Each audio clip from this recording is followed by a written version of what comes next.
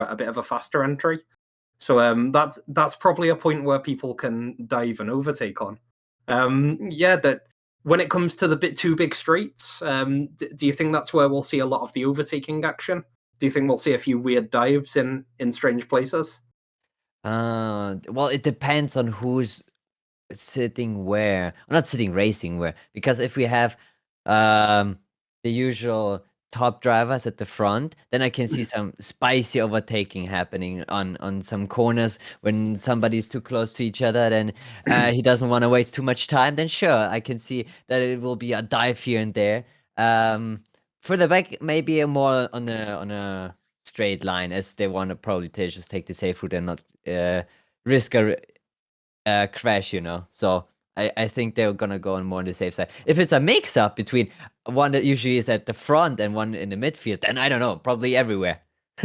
Yeah, you're right. It's easy with VL to try and talk about what could happen, but when you think of all the drivers that we have, the range of abilities, the range of let's say safe drivers to danger bots, you can definitely see a lot of drivers doing what you've just said, keeping it straight, keeping the overtakes to the two DRS straights in the middle of the track.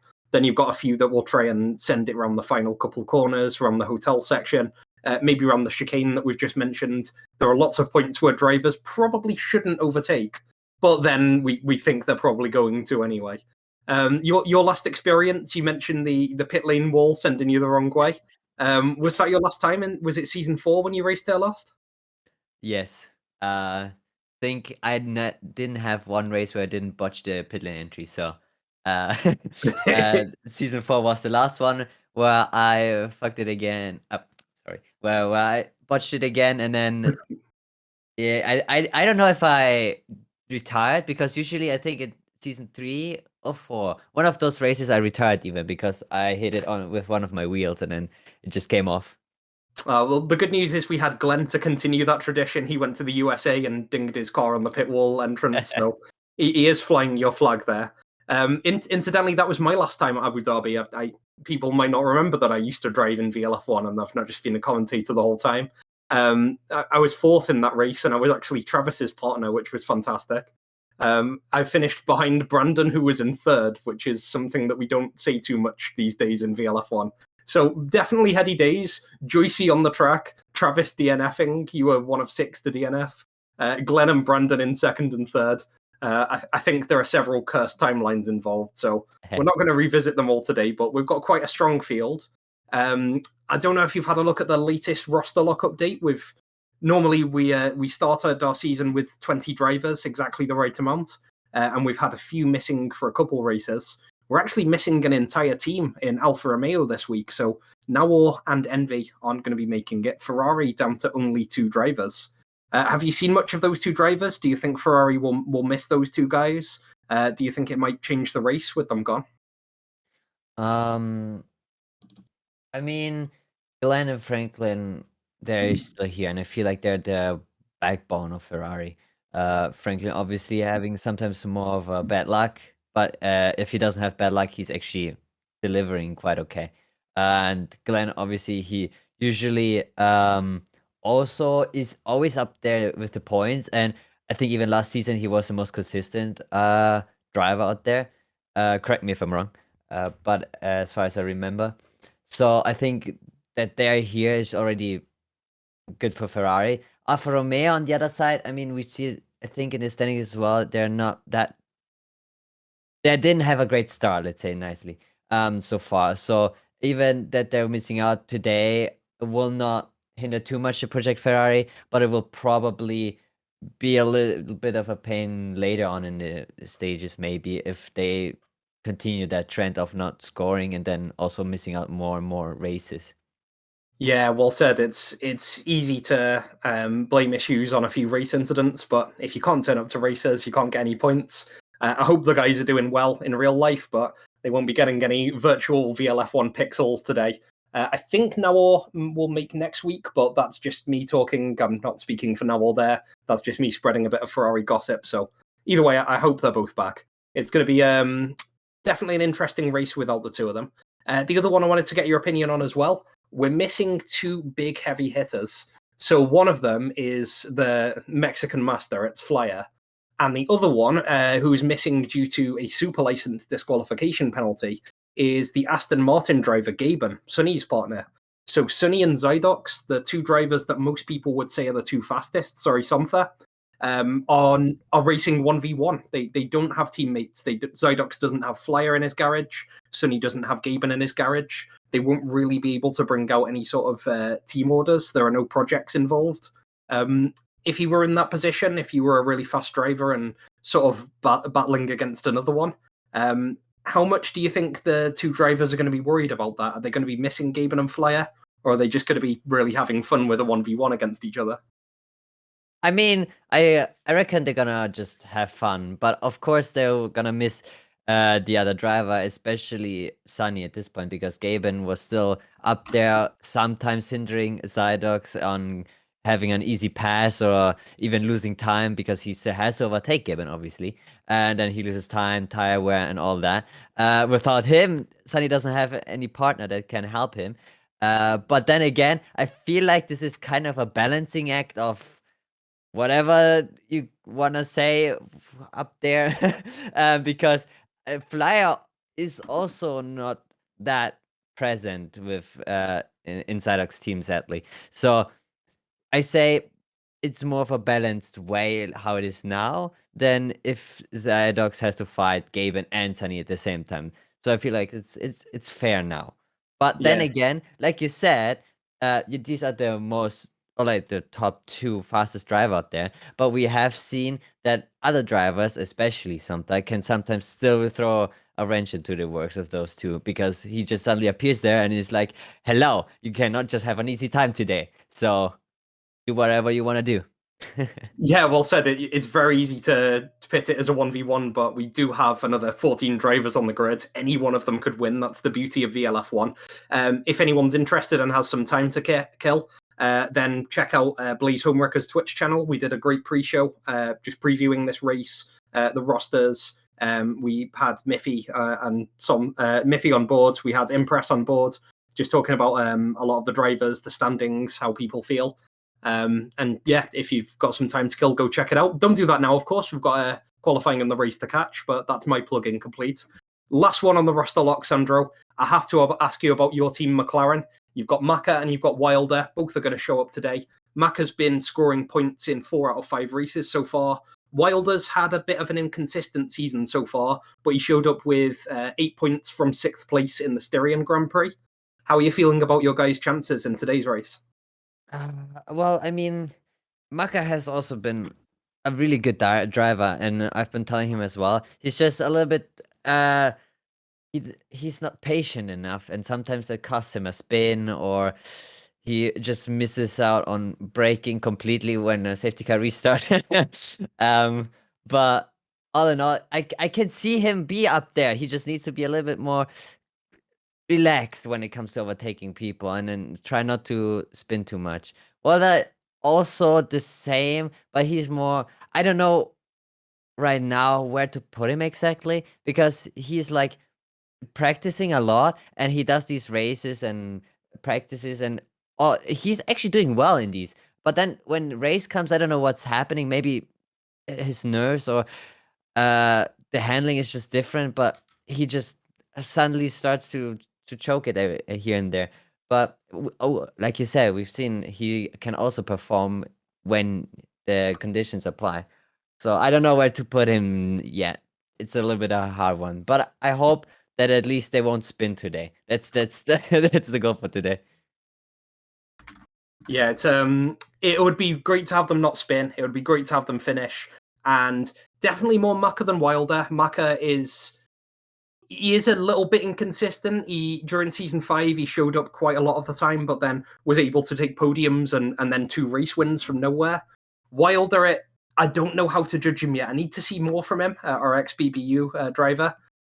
He obviously has the potential to get points. He did it in Styria. He also has the potential to crash out of the race or have a few spins. We've seen that in Austria and I think Bahrain and Saudi Arabia, with 2 retirements and a 15th place classification. But it's only those few spins that have let him down. It's not from battling opposing drivers. It's It's not from slow pace. He's got the good pace. He just needs to eliminate those little mistakes. It reminds me of when I used to have Tent in Racing Point when I was on Mercedes. He used to sort of configure his calibration with small amounts regularly. And at one point, he found that he was only using 95% of his acceleration. He called himself the 5% power bot and was able to just improve his qualifying times a lot more by just doing a little bit of tweaking. I think that's sort of the level Wild is at, but I'm sure we'll get him on a pre-show, or if he does really well, on an interview post-race and see how he does. So let's hope McLaren fly the flag for you in today's race. The one thing I have to ask you about, though, as we sort of segue towards our predictions for this weekend's race in Abu Dhabi, most people are seeing it as a race between Zydox and Sonny. Zydox in the Haas and Sonny in the Aston Martin. We did a prediction section yesterday with Impress and Miffy. Me and Miffy both said that Zydox would take the win off the back of 3 wins in a row. Impress came up with a one out of left field, and he said Hodgson was going to take the win. So we investigated him for narcotics after the interview. How about you, Pyro? Are you thinking it's going to be a Zydox win? Are you seeing Sonny, Sumther, Hodge, someone else? Well, I would say it's either between Sonny or Zydox, but my heart and my hope goes to Sumter today, that he actually gets the win he deserved last race. So I'm gonna say Sumter wins this one. Yeah, I'm certainly hoping Sumther pulls it out. Like, he's one of the more experienced drivers now. I think he was a rookie in F2. He started like in season 3 or something. He's now getting to the point where he's had 60 or 70 races. He's one of the strategy veterans. He knows what he's talking about when it comes to tire switches, safety cars at the same time as weather conditions. He's been close on a number of occasions. He's literally got 4 podium finishes in the last 4 races. He just needs to find a race where he's performing well, and there's a couple of incidents with a couple of the other strong finishers. I mean, if I can win a race, Sumther sure as hell can. He's definitely got the form. He's looking like the second most consistent driver right now behind Zydox, who only sees W's. He's got a cat on his keyboard or something. But yeah, Sumther, I'm hoping he gets a win. I'm not sure I see him doing it this race, but he is a contender. I can't get away from that. He's got fast pace. I don't know how much he's been sweating at Abu Dhabi. Although I do have the sweat board to look at, if you will. I can see that Zydox and Sonny are the leaders at the moment. Zydox has set a best time on the sweat board, which is the time trial dry leaderboard, of 1:33.8. So that's a time that we probably won't see in qualifying Q3 today, but that's going to be sort of the upper limit of what our drivers can do. Sonny is 4 tenths back, Mancho is 6 tenths back, Trav is 8 tenths back, although Trav won't be racing today. Dormin is then a full 1.4 seconds back. So Zydox and Sonny, to an extent Mancho as well, who did a really good time in Bahrain, they've carved themselves out a bit of an enclave at the top. It'll probably take a lot for either Zydox or Sonny to be overthrown. So we're looking at sort of crazy stuff to happen. Speaking of, a safety car is something that can be crazy. It can shake up the race. We saw 2 of them in Bahrain. What are you thinking? We've not seen too many in Abu Dhabi. I think we've only seen 1 in the last 4 runnings of Abu Dhabi. Do you reckon we'll see a safety car? Do you reckon we'll see much impact from it? I mean, we were still on the old track layout. Maybe somebody's pulling a Latifi. Yeah, we know it. Let me think. It's a track usually. I don't think the game likes to do a safety car on that track. But then we've seen it past seasons. Yeah, no, I go. We see at least 1 safety car. I think the game likes to do a safety car here, even if you're parked in a convenient spot. I still think the game will put out a safety car today. Yeah, for those who don't know about the safety car, it's the slow car that drives around when there's a big incident. So in real life, that's for cranes and engineers to clear debris off the track, to check that people are okay. What it means for strategic terms is that everyone is sort of stuck in a delta, has to drive slowly under a delta for 1 lap and then behind the safety car for 2 to 3 laps. What it also means is that's the best time you can pit. So if your strategy allows it and you've luckily synced your strategy up to the safety car timing, then it means you get a massive boost. And we saw it with Impress last week. He had hard tyres from the start after qualifying in P12.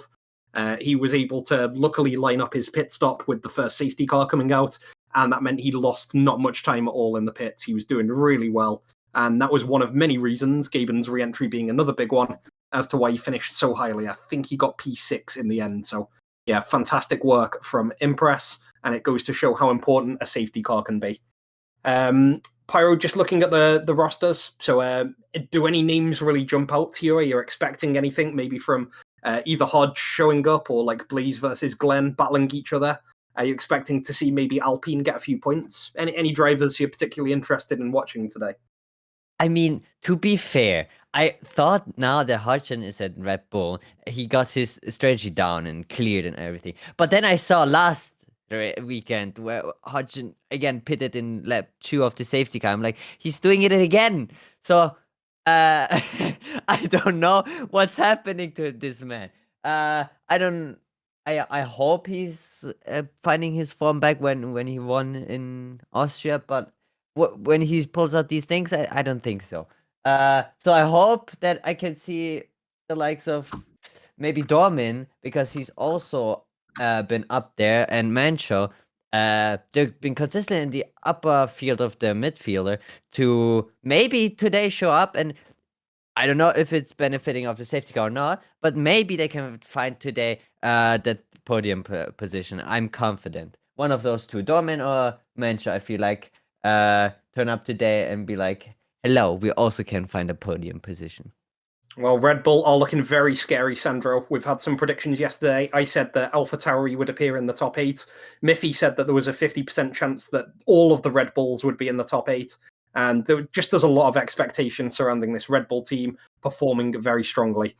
Okay, ladies and gentlemen, everyone in between, you've heard mine and Sandro's opinions on the roster lock. We've talked about some of the pitfalls that can happen in the sandy conditions in Abu Dhabi, although hopefully there's tarmac on the track.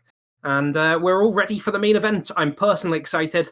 So without any further ado, I'm going to hand you over to the commentary team for today's race. You will recognize one face on there, but our Italian stallion will be joined by Charmander Nerd. I will leave it to you guys. Enjoy the show.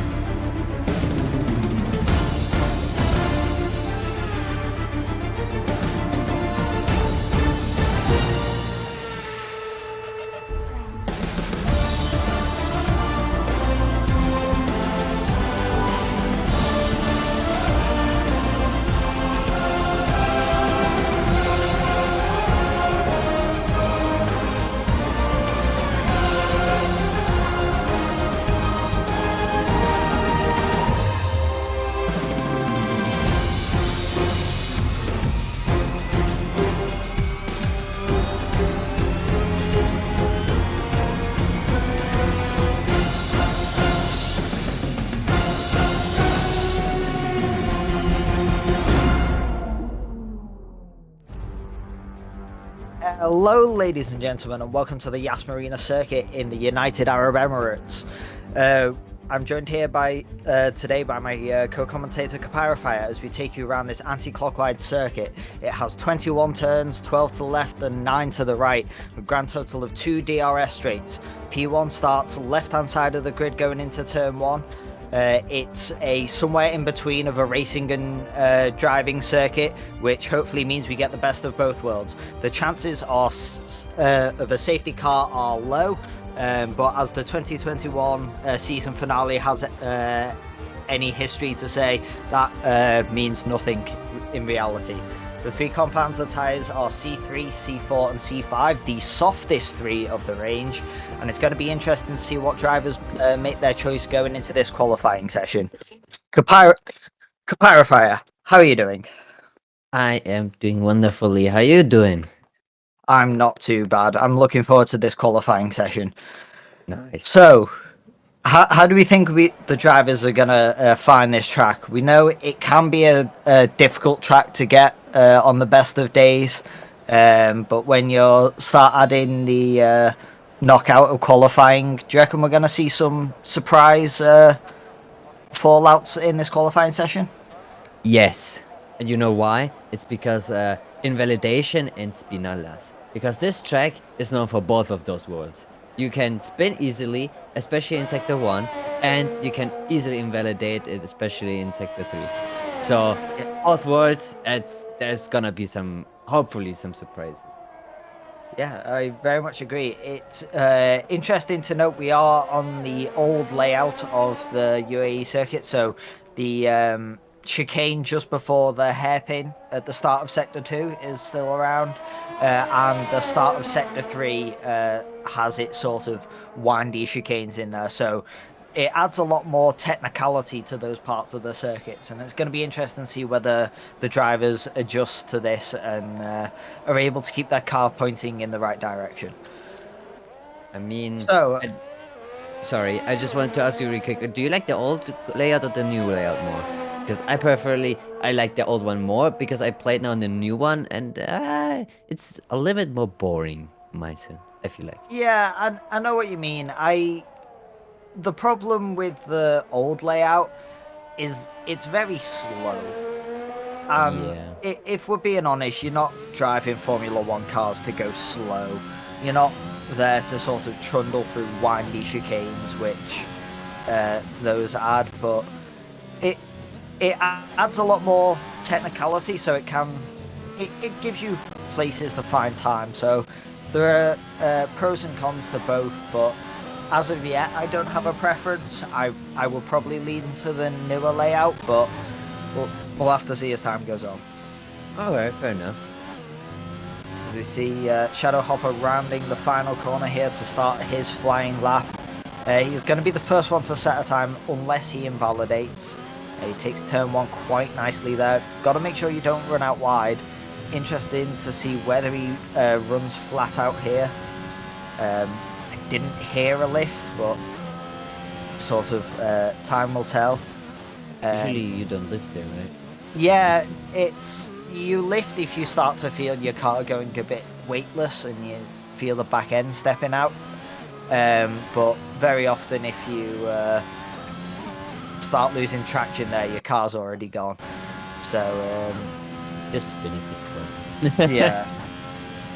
So as we see, the sort of two boring parts of the very long straights followed up by each other. These are the two DRS straights on the track, followed one after another.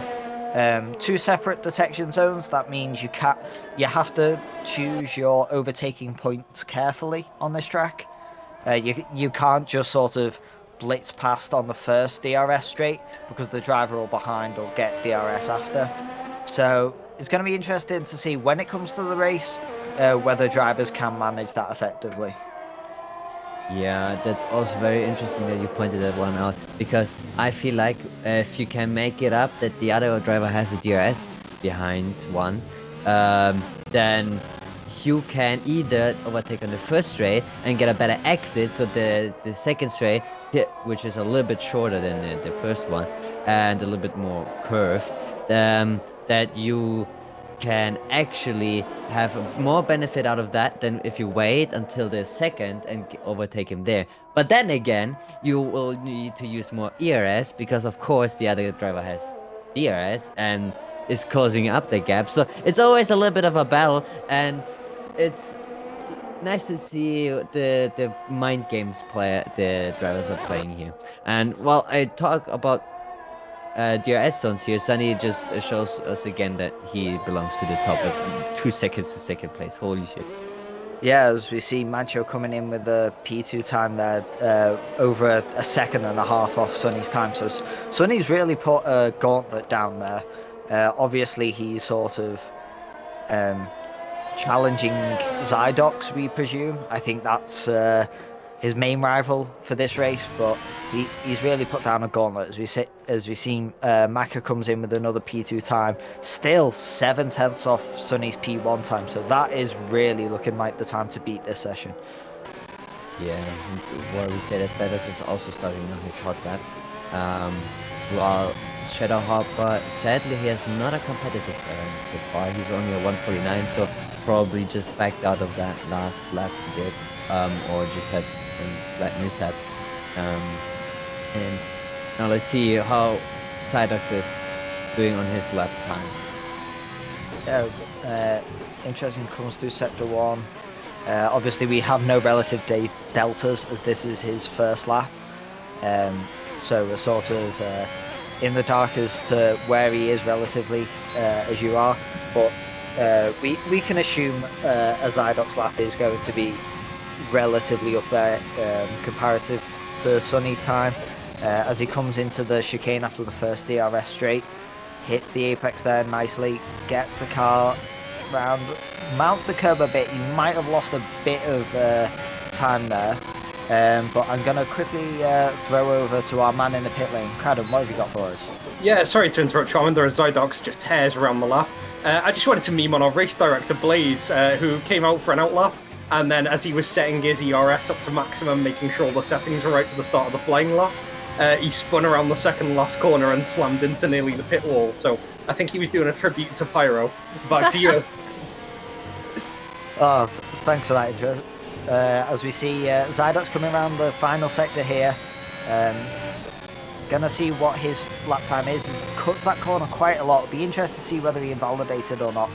Don't think he is. I think he did keep it. As he, we have update from our production, and as Zydox comes across the line, confirmation that he did invalidate cutting that corner.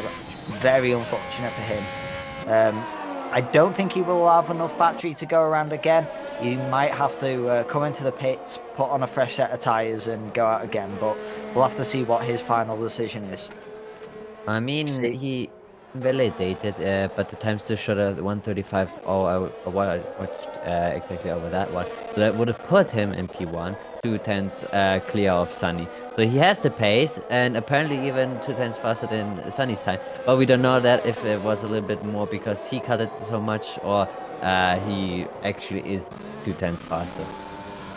Yeah, it's hard to tell, but as we said, Zydox obviously looking to dethrone Sunny from his current P1 position. Zydox, as alluded to in the previous broadcast, he has won every race he has finished. So, in my opinion, he's definitely the man to beat. And at the moment, the only thing that looks like can stop him is his computer. So we'll have to see if that holds up for the rest of the qualifying session. Oh god, that's man versus computer. Nothing else. It's not man versus track or man versus Sunny. It's man versus computer. It's always the worst. Yeah, what is it with VL super fast racers and having dodgy internet, dodgy computers? It's just... I don't mean to interrupt you, but as we see Zydox with the P1 time, obviously he went straight out again, didn't bother recharging his battery, and goes first with that. 4 hundredths quicker than Sunny, so very competitive, very close in time. But yeah, Zydox really taking it to Sunny, and he's taken P1 from him. Yeah, I mean, when you said the faster driver and the dodgy internet, dodgy PCs, I feel like it's just a way of balancing them, you know? Because else we would have had just a boring season with you know, dominance here and there, and we don't want that here. We don't do real life Formula 1 where it's just one driver dominating. Nah. When somebody's dominating too much, we just throw in a little bit of internet connection problems, PC issues, the game itself being a little bit buggy, you know, just to balance everything out. Oh my god! As we see Brandon being strewn across the track, that looks like the exit of turn 2. Very interesting how he's lost it there, going into the exit pit wall. As we see his car laid on the track, be interesting to see if he's going to slow any drivers down. I believe that was either Hodgson or Mancho coming around there. Be interesting. We've had update from production that it was Mancho, so be interesting to see whether Mancho lifted through there. I think Dorman also. Yeah. Oh. So now that Brandon's retired, as long as everybody sets a lap time, Brandon will be eliminated. At the moment, if the session were to end now, Glenn will be the one out because he hasn't set a lap time. But assuming Glenn sets a lap time without sticking it in a wall, then Brandon is going to be the one eliminated with that 1:41.7. But yeah, that's... I don't Go on. understand what will happen with Dorman, because it looks like also near the pit entry. But it's very unfortunate because even if he goes through to Q2, I don't think he has a car for Q2. We had it once only with Ukraine, I think in season 2 or 3, where he technically DNF'd in one of those qualifying sessions, but it was only an engine DNF, so that his car was still up for Q2. So I don't know if Dorman has the same luck, or is he just done for Q2 as well. Yeah, it'd be interesting to find out what happens at Heat. Unfortunate way to go, you know, out on the track when you didn't need to be. Brandon DNFs, and then it either distracts you, you see the yellow flags popping up, and it causes you to DNF, but it's unfortunate. As we see, Maka has also retired, but I do believe that was in the pit lane, so he actually retired before Brandon crashed his car into the wall, so a lot of confidence from Maka that he wasn't going out there, and if I'm honest, I don't blame him. I'd like to see a lot of the drivers sort of retiring, because at the moment all they're doing is a bit of a dick measuring contest, as we see Sonther sticking his car in P3. I mean, yeah, that's all there is to Q1 so far. I mean, we now have Brandon 100% now, Dorman 90%. So either they're just getting in some practice. Monty also spinning, unfortunately, but he also has set that time, so he's through safely. Glenn is the only one that hasn't set a time and is stuck on.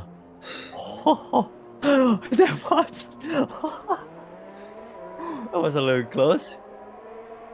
Whichever Alpine that was, he was not letting go of the accelerator there. Talking about slowing down while yellow flags. As we see Glenn going through the escape road and then stopping at the end, obviously to let him press past, it seems. Be interesting to see if the stewards decide to have a look at that, see if it's cutting the track on a qualifying session or not, but we feel pretty damn hard done by if he gets done by that. I mean, yeah, he stopped. So I don't know if it's really cutting if he stops. Yeah, so we'll see. We have seen stranger things penalised, but we shall see. At the moment, we are just waiting for Glenn to finish his lap, so he will need to set a lap time quicker than a 1:41.7. So, assuming his current lap time's valid, it won't be quick enough. So we will have to go again, scrub up these tyres a bit more, but as long as he keeps it pointing in the right direction, he shouldn't be facing any issues going into Q2. I mean, that especially if he has a impact front wing. I think he had, but not that he has a little bit of minor damage, especially hoping that he doesn't fall Q2, as that will be crucial because they cannot repair, I think, chassis damage going into the qualifying session. He's starting his actual hot lap now, as we see Shadow Hopper going into the wall. No. Did he DNF? Yeah. Did he? It looked like it. It looks like no. Oh, yeah, okay. He's got massive wing damage, but no DNF for him. Fortunately, it'd be awful to DNF on a lap you didn't even need to do. As we say this, and as we're waiting for Glenn to finish his lap, we'll throw it to our man in the pit lane. Cradden, what have you got? Cheers, Charmander. Yeah, just had a word around the paddock just to get an idea of what the teams are feeling about this. I focused on Dorman and Blaze, who were obviously dejected, didn't expect so many spins, and Dorman especially got caught out by 2 turns from the end. It's where we saw Blaze sort of have an incident, but not DNF at the time. He just got caught out by the spin. And Pyro is the same as where you got caught out a few seasons back. It's a really common spinning point. As you say that, we've also seen Glenn, we've seen Shadow Hopper have incidents in Sector 1. So I think we can expect to see lots of incidents with lateral traction at various key points of the track. So it might be like Bahrain, where on paper the track's easy enough to get around, but various drivers will have issues. Back to you on the desk, Charmander. Thank you very much for that information. as we see Glenn ran in the final corners, being held up by Impress, but hopefully shouldn't cause him too much of an issue. Glenn sends it down the inside. Bit of wheel-to-wheel racing in qualifying here as Glenn sets his car in P11. So that should be it for the rest of the car setting time, unless they really want to start bigging up their egos. As I say, that Monty is currently out on an out lap. So we'll have to see whether he completes it. But as we see Hodgson retiring in the pits, as this session is fully decided now. As I say, that Shadow Hopper looks like he's in P16. He's not got a quick enough time and does need to set a lap time. I think, especially with that invalidation, that's Shadow Hopper out of qualifying 1, despite the 2 DNFs from Dorman and Blaze Homewrecker. Now, that would be interesting to see if the game still jumps him because of the DNFs, or if he is the one included in the dropouts. Because technically, like you said, the slowest car goes out, even if there's a DNF. Because, I mean, let's say Maka in P4 DNF now, he's still through, but still can't partake in Q2. So, that's... I mean, Shadow Hopper cannot make it around the track anymore. It will be interesting to see now when we move on to Q2 if he's out, but I think he's out. Yeah, I do believe he is as well. It's really unfortunate for him. It's a really bad series of events to sort of have your car running and still get beaten by people who DNF'd. Just because you couldn't set that one optimal lap time you really wanted. So that's really unfortunate for him. And we'll have to see whether that affects his performance going into the race, whether he lets it get into his head or not. I mean, I think it was, again, the combination of spinning and invalidating that's just so unfortunate. And, I mean, he had the pressure out already that he just had to set a time. Not even a really competitive time, because his time currently is 14 seconds of P1. And, I mean, Shadow Hopper is not that slow. We all know. None of our drivers is 14 seconds of P1. We know that. So, maybe it just was unfortunate with spinning or invalidating, which is very, very unlucky. Yeah, as we say, Monty goes round. And has he DNF'd? Has he kept it? Oh, he has. He's kept all 4 wheels on the car. Now that would have been the worst way to DNF your car, coming around the final few corners on a lap you didn't need to do. That would have been awful for him. He is a very lucky boy. Yeah, and that's the second Alpina got very, very lucky. Because I think Shadow Hopper also spawned and didn't DNF luckily, but didn't matter to him. He didn't set a competitive time. We see Zydox with his P1 time, almost half a tenth quicker than Sunny, looking very close at the top between those 2 drivers, but between the top, it's a bit of a gap, unfortunately. So we'll have to see whether Somtha, Maka, and Mancho can start improving their times, start maybe challenging for those positions. Otherwise, it looks like we're going to have a 2-way shootout going into Q3. Yeah. And I love that Ferrari is blue and white and in colors instead of red. As we all know, those Ferrari classic colors, blue and white. Yeah, especially Ferrari. One team has 2 colors. Wow, lovely. Yeah, it's I genuinely don't think they could have picked more opposite colors if they tried.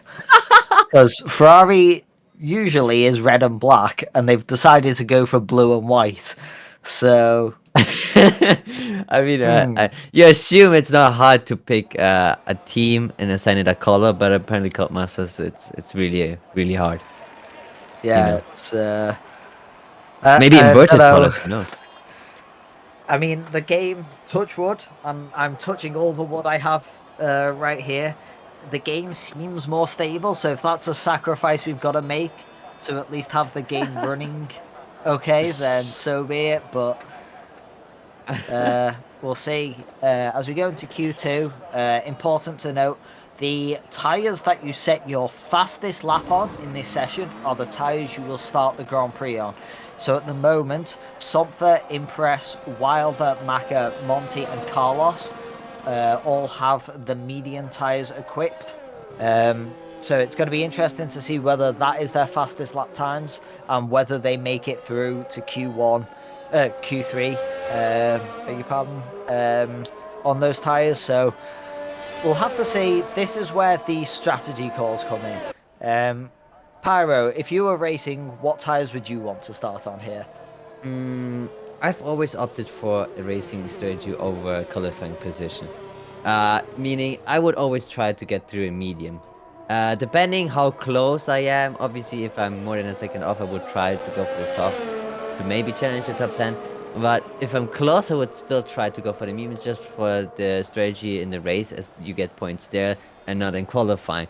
But qualifying position matters a lot. And as you can see, most of the people opt for mediums because you can never do wrong. If you set a competitive medium lap time, you have the strategy and the position to go through to Q3. So why not? But then again, you always have to be careful that the likes of other drivers that are faster, in this case Mancho, who's currently on softs, do not suddenly switch also to softs and then beat your time and then you're out of Q2.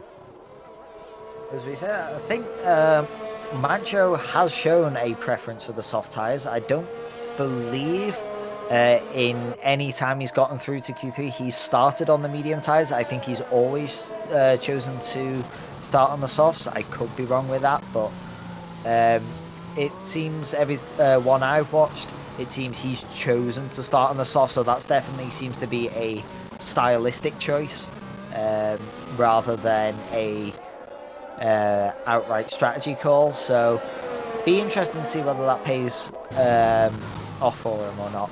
So we see every driver bar 3 out on the grid, Hodgson, Zydox and Sonny all waiting to set their lap times. As I say that, Zydox does start to leave the pits, and he is now on his outlap. So currently we have 11 drivers out on track, some on hot laps, some on out laps.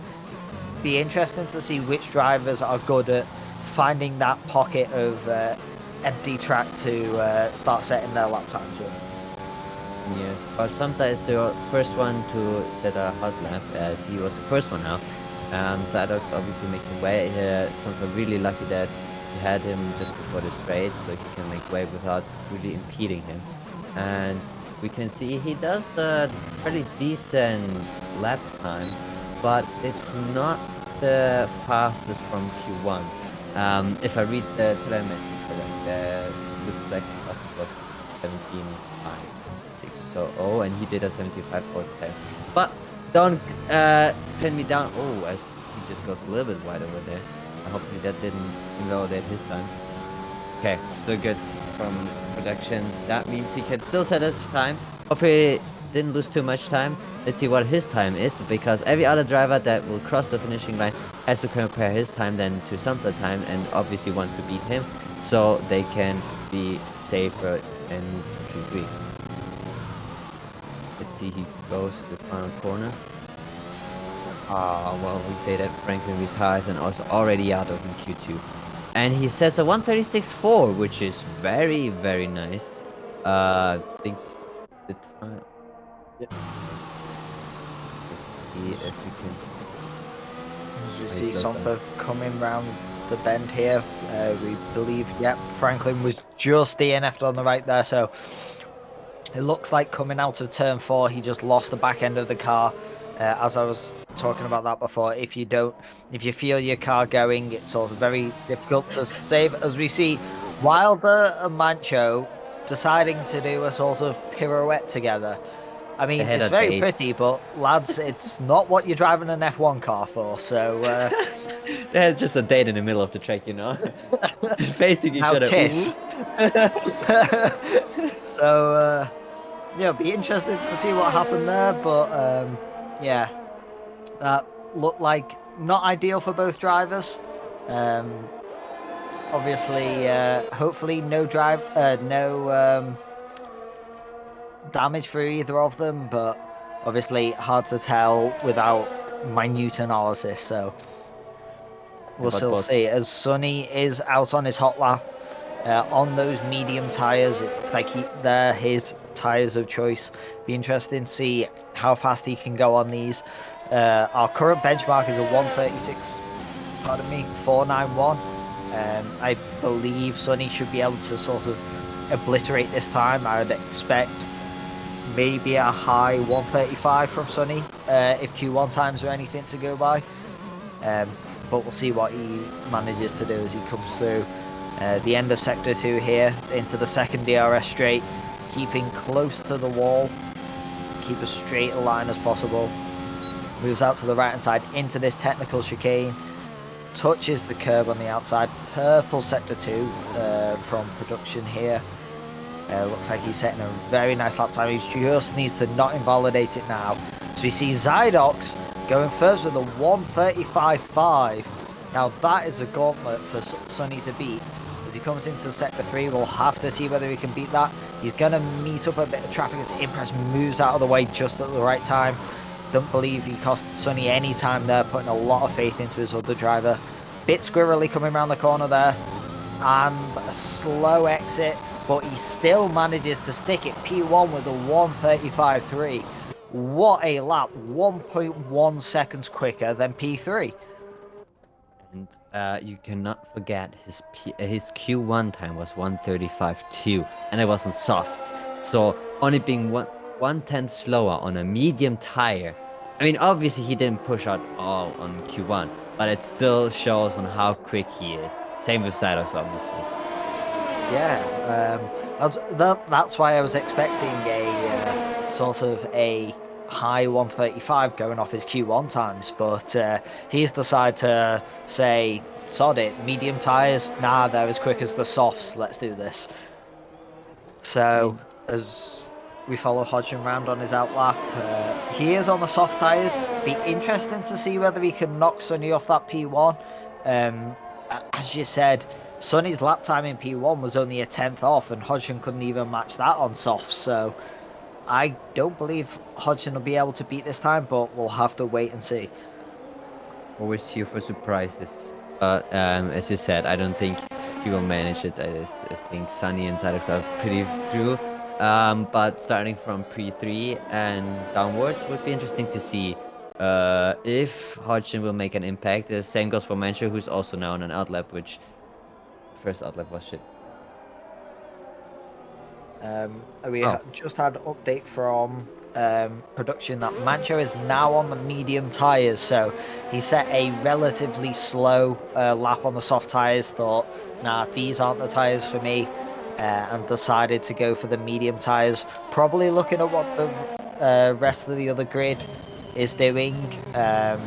Obviously, you know, you don't want to be sort of completely out of sync with everyone. He's sort of looking at the lap times of everyone else and going, yeah, I can beat those and get through. So, as we say that, as Hodgson gets out of the way for traffic, I'm going to throw it down to our man in the pit lane. Craddock, take it away. Cheers, Charmander. And you're right, we're going to start seeing the effects of the tyre strategy battle between softs and mediums in the next few minutes. I just wanted to get a feel around the paddock of the top end of the grid, what we're looking towards in a Q3. So I asked Sonny, who's currently got the top of the timing stack, whether he's confident of beating Zydox in qualifying and in the race. And he said something to the equivalent of, no, I'm going to need someone to take him out. The good news is I went over to see Zydox, and Zydox said if Sonny pays him enough, he will crash out himself. So big implications for the race director. I asked Somther in Merc chat whether he was confident of getting P3, whether he could aim higher, lower, given his current form. I asked, will he get P3? Impress answered on his behalf and said, yes, I think I can get P3. Then Blaze said, no, I think I can get P3. One is a bit more likely than the other one. Back to you on the desk, boys. Yeah, thank you very much for that insight with the insane asylum that is the Mercedes call. So we'll get the ambulances dispatched out to them shortly, just to take them back to the home. As we see Hodgson on his soft tyre lap has invalidated, and I believe he invalidated in Sector 1. So not even that far into the track, and he sort of screwed it. So he's going to have to go again, ruin another set of tyres. It'd be interesting to see whether he comes in, puts on a fresh set of mediums, or whether he's going to go out on these sort of screaming hot soft tyres that probably don't have as much wear left in as he'd like. So you say that he comes back in the pits now, so be interesting to see what his tyre choice is. Is it going to be a fresh set of softs? Maybe the softs he used in Q1, or a fresh set of mediums? Well, it would be interesting because everyone was looking forward to Hodgson's time, and then he just invalidates, which will put more pressure on people now if they want to go out again on a medium, or if they want to go out on the softs because they don't have the time. They just have to decide themselves now. As I say that, Impress decided, yeah, he doesn't want to try it on the medium again. He sets out a soft time because he's currently P10, and if Hodgson goes faster, he will be dropping out of Q2. Yeah, it's this is the position you don't really want to be in, where you start putting the pressure on yourself to get that one lap time done. That's when the mistakes start to creep in, and you see issues like Shadow Hopper in Quali 1, where all he needed to do was get the car around the track. It didn't even need to be particularly quick, and he couldn't even do that without sticking his car in a wall. So be interesting to see whether that affects Hodgson or not. He's currently in the pit, so it'll be interesting to see when he comes out. He's leaving it a bit late. As we say, Mancho in that kerfuffle did go P3 on those medium tyres. He's probably safe. 400's quicker than P4. We have update from production. Wilder's just coming out the pit lane now on soft tyres. So this is where, if you are in the position of, honestly, I would say Monty down, put on a fresh set of soft tyres and try and start upsetting other drivers. Really try and shake up the order a bit. Yeah. See, Impress starts his flying lap on those soft compound tyres. He's got the message. He wants to book his place into Q3 and hopefully knock some more expected drivers out of Q2. I mean, like you said, now I would also say Monty downwards is where you would start to put on the soft, or if you're confident enough on your mediums, try to get another time out there. If you go out now, it would be the perfect time to go once around and set a hot time, but you cannot invalidate or spin because that will not get you anywhere. And Microsoft has said they're fine with their time, they're returning in their pit lane so far. And while I say that, a lot of drivers now go onto the softs and they want to try and get into Q3 here. Yeah, it's, this is where you start trying to upset the order of the grid. You know, you get the drivers like Mack and Somfer, like, I feel a bit safe now, I'm going to retire. And then every driver from Miffy downwards starts coming out on softs. That's when it starts getting a bit sweaty and you think, oh, have I made the right choice? You see Impress coming into the final sector now. Interesting to see where he's going to put his car, what position on the soft compound tyres. Very technical part of the track. He comes around now, runs a bit deep into that corner, that will lose him time. Wide on the exit there, unsettles the car just a bit, manages to keep it in a straight line. He's coming around the final corner now. See where he puts his time on the soft compound tyres for the rest of the other drivers to beat, and he stays in the same position. But now I believe he improved his time, so he's now starting on the soft compound tyres, but starting in the same position as if he would. Oh! As we say that, he's not starting on any tyres because they're in the crowd. And you know Hodgson is coming up now, and he has to slow down. Oh, that will impede Hodgson's time so much. That's a very good point of, on the wave yellow flag, you are supposed to sort of lift and not increase your time. Whether some of the drivers listen to that or not, we shall see. as the checkered flag comes out. Only drivers who are currently on their hot laps are able to finish, and that is Carlos, Wilder, and Hodgson. Interesting to see as Wilder comes round sector 3 now.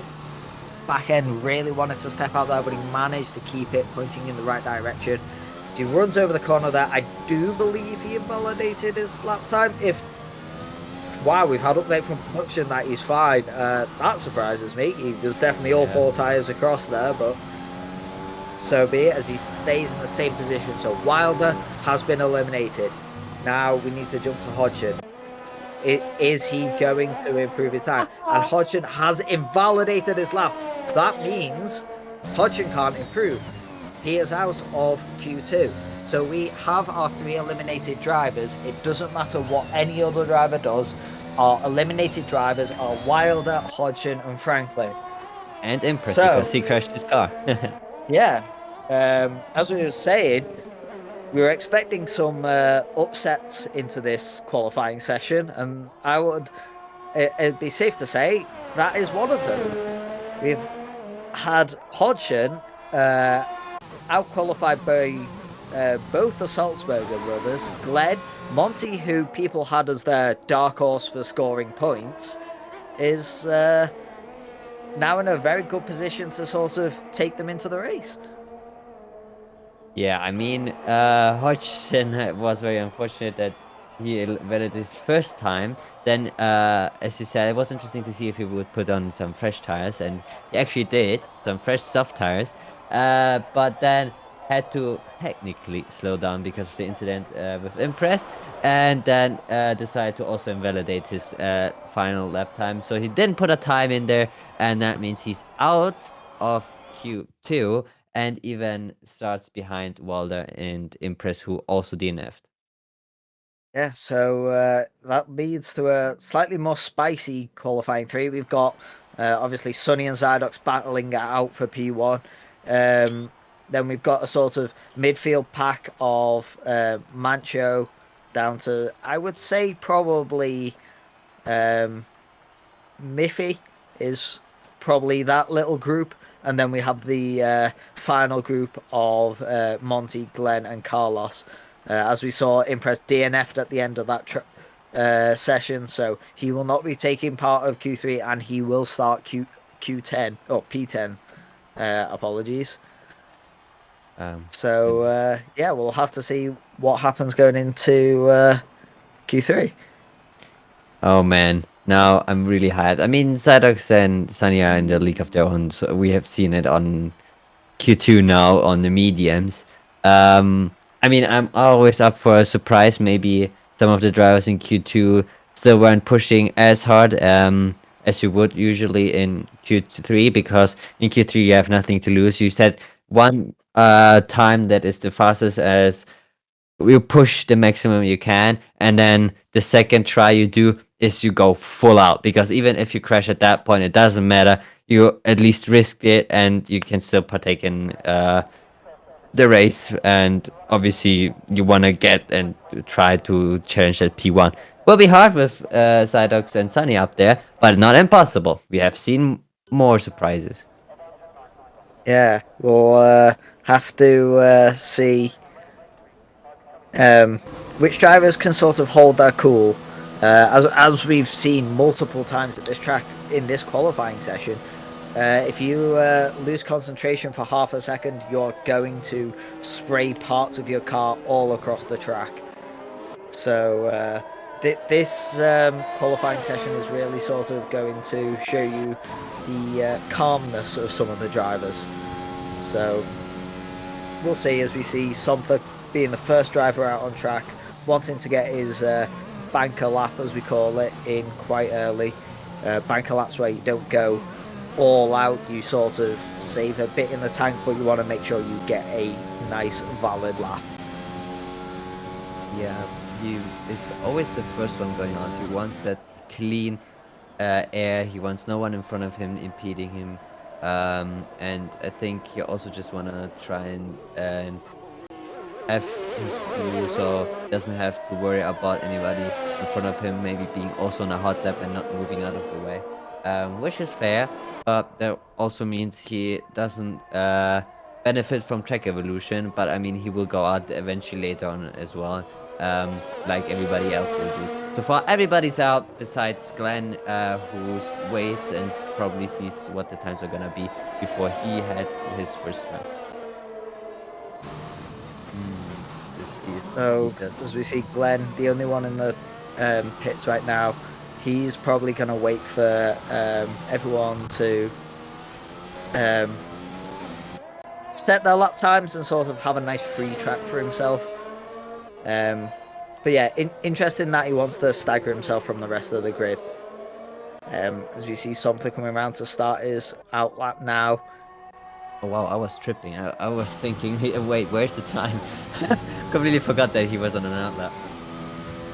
Let's see if Yes. It's a very long track here, so the outlaps can take a while. So you sort of like see a driver 5 minutes later, oh, they're still on their outlap. Yeah, I don't know why, but I was expecting to cross the line and see a time, but yeah, he was still on an outlap. Doing his hot lap now.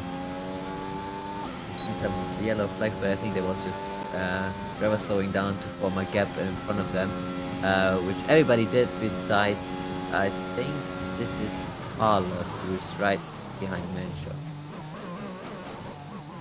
Yes, I believe that is correct. It's the problem with the F1 grid is it's about 84 shades of blue. Yeah, unfortunate. We have Williams, Alpine, Red Bull. Who else is there? I mean, it's already enough. All colors of blue. Yeah. Williams is blue as well. Yeah. So, there's and I'm not sure whether AlphaTauri are white or blue. They definitely used to be blue, but so yeah, I think that is actually half the grid are some form of blue. We just say it's one of the blue something cars. coming around the final corner here. I'm surprised that was valid. Ooh! He comes across the line. His tire's gone. That's it for something. That is his qualifying done. As we see Sonny coming across the line, setting the fastest lap time. He didn't even manage to creep across the finish line. His car stopped just before. That's very unfortunate.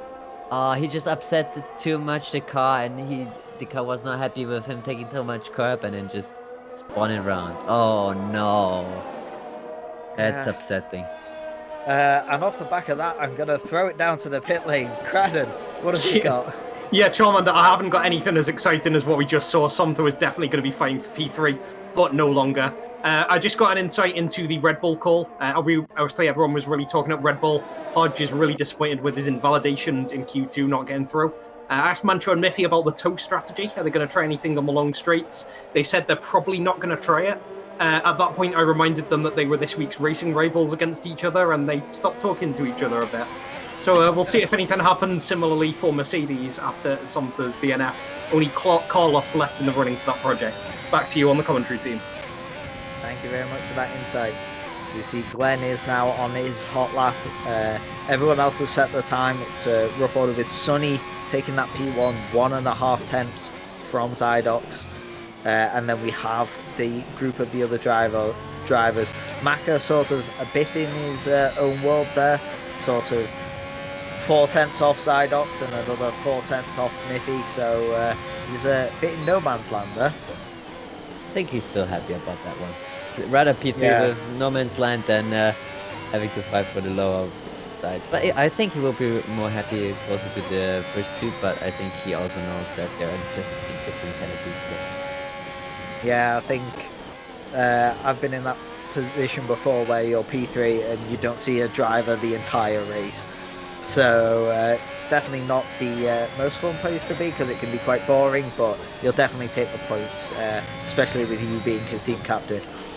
Yeah, of course. I mean, I hope he stays there. We just have to wait and see now.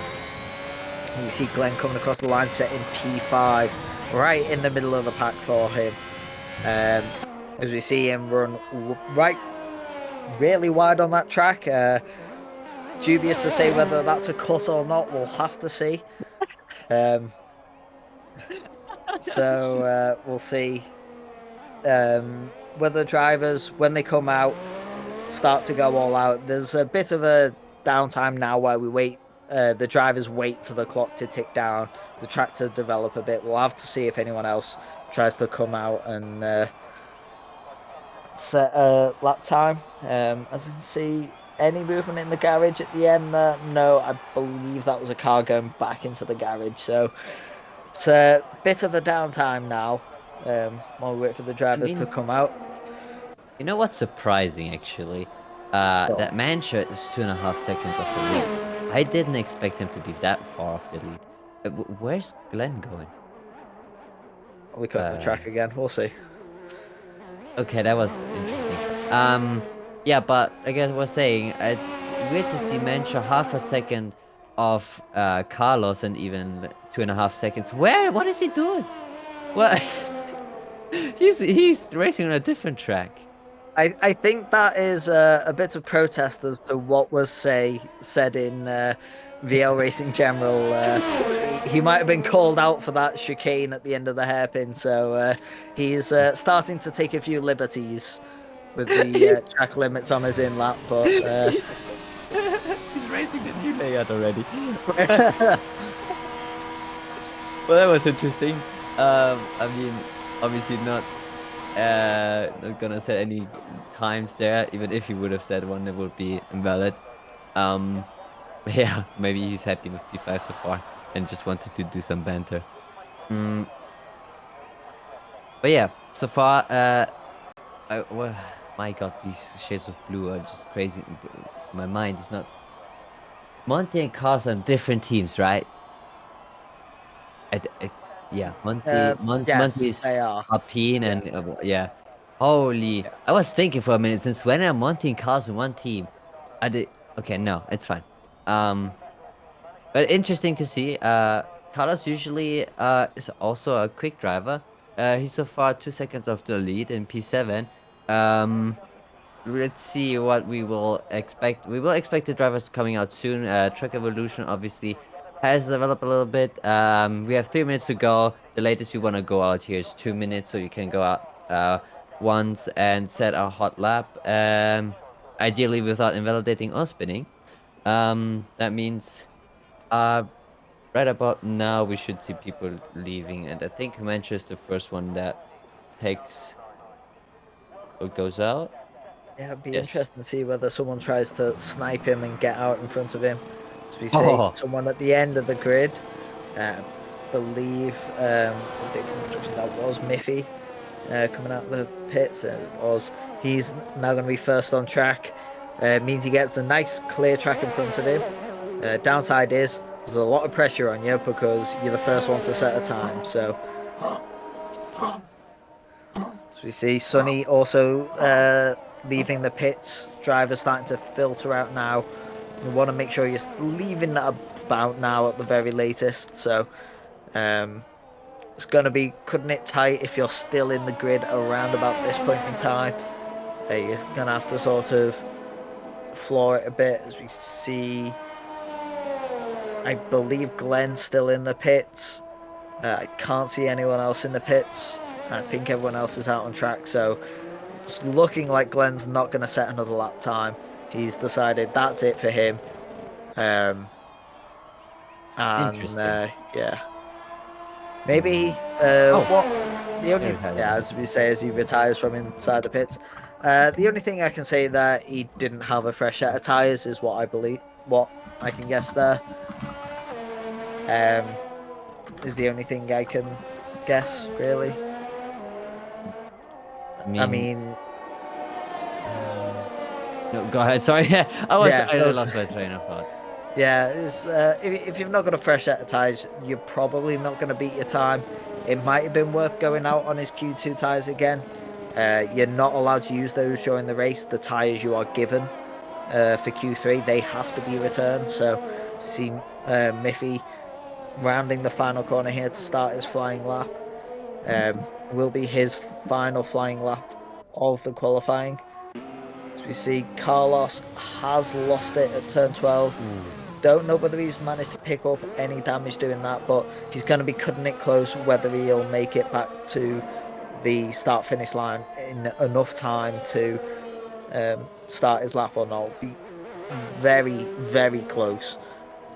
I think Cydox is the one that has 20. Okay, 20 seconds is enough. I think Carlos also has enough time. 15 seconds. You don't need 15 seconds to go around. You just need that 1 second before the line. You see him coming around the final corner now. Is he going to make it? Yes. Yeah. 2 seconds left. It was close, but he managed to make it in the end. Let's hope it pays off for him. All right. On the track. Everybody in his hot lap. Let's see. Any surprises? Yeah, let's open. Looks like Miffy's 2.7, I believe, up on his previous time.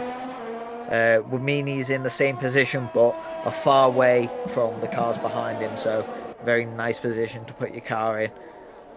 Coming into Sector 3, more technical part of the track, you can gain or lose a lot of time through here. Rides it nice and close to the wall, keeps it valid, comes round the second to last corner, round the final corner. What's his time going to be? Nice, he improves, but does keep it P4. But he's 1.2 seconds across from the nearest car that can take him. So we say Mancho jumps up just behind Miffy, 10th and a half off Miffy. That looks more like him. Yeah. Interesting, as we see Monty has lost it and Mac has come past. They're both, I'm guessing they weren't improving. They've decided to come into the pits. So we see Zydox coming around the final corner. Is he going to take P1? Is it going to Sonny? Across the line, and he takes P1 by 3.9 tenths. Oh. Wow, that's a lap time. See Carlos coming across the side. We see Carlos jumping Monty at the final line, and that is the grid decided. Zydox with that last lap, 1:34.4. What a lap time! I mean, wow. A track evolution is there, of course, but 4 tenths on your previous time. Okay, impressive. I mean, even half a second actually, because it was 1/10 behind Sunny, and now it's almost 4 tenths in front of him. Oh, that's a statement. I don't know why Sunny, or what Sunny exactly did, or why didn't improve. Maybe a mistake and he knew he couldn't improve anymore. But that surely will not sit right with Sunny. Well, it'll be interesting to see what happens in the race. Yeah, it's definitely a lap time to be. And off the back of that impressive lap time, I'm going to throw it back to the studio. Thank you. Take it away, guys. Cheers, Charmander. It was a fantastic qualifying session, and we saw the outcome change just at the line there. Sonny having a few issues, being held up in a train. Zydox taking advantage of every opportunity, using the maximum track evolution, minimum fuel. We've seen him cut it fine with the fuel, performing at his absolute maximum and getting pole position. Pyro, how does it feel when you pull off that Q3 lap? You know you can do it. You absolutely nail the lap. And you beat that rival you've been looking to beat that entire time. I mean, obviously you feel amazing, especially since Sunny is a competitive driver and everybody knows that. And then you're just smashing the time, 4 tenths in front of him. You're like, boom, take that as a statement. And now let's see what you can do with that. Yeah, it's fantastic when that happens, when everything lines up. It's the beauty of the high-risk nature of Q3, or indeed any qualifying session. When it's all on the line, a mistake is absolutely devastating. It means you've missed your chance. You have to fight back from a really bad position in the race. You might even have thrown away potential points if it's a really static race. But then if you nail it, if you beat your rivals, you get that position that you thought existed only in your wildest dreams, then it looks really good for you. One example I can give is Monty. He hasn't had the best of seasons so far. I don't want to jinx him too hard, but he hasn't scored a point in the Drivers' Championship at this stage after 5 races. To see him in Q3 is fantastic news. As a neutral, I'm sure a lot of fans will be with him, hoping to succeed in that quest to get points on the board. And one who will be in his corner is Shadowhopper doing that. Great result for him. Now, looking at the top of the table, we had Zydox, Sunny, Maka and Miffy with our top 4 times. Pyro, were there any shocks there? Would you expect to see someone else in there? Obviously, Gaben's out of the running. Maybe would you have expected Somther or Hodgson in there? I mean, yeah, I expected Somther to be up there. Mensah, obviously, he did improve towards the end. When he was 2.5 seconds behind, I was like, yeah, he's not currently up to his form, but then he did improve. Still not that close how I expect him to be. But he's certainly closer than Hodgson was. He going out in Q2 was very, very unfortunate. I expected him also to be somewhere in Q3 and challenge that midfield. For the top, no surprises, but P3 downwards is yeah, quite some surprises, and not names. Seeing names like Hodgson not being up there is, I mean, you can take out of that what you want. Yeah, Hodge is normally a massive name for getting into I'll say the top 6 of Q3. So anytime he misses Q3, it's quite a shock in itself. To see him not set a valid lap for 15 entire minutes of Q2 really sucks. Looking at the retirements, by the way, so you've already pointed out some of the shocks that have happened.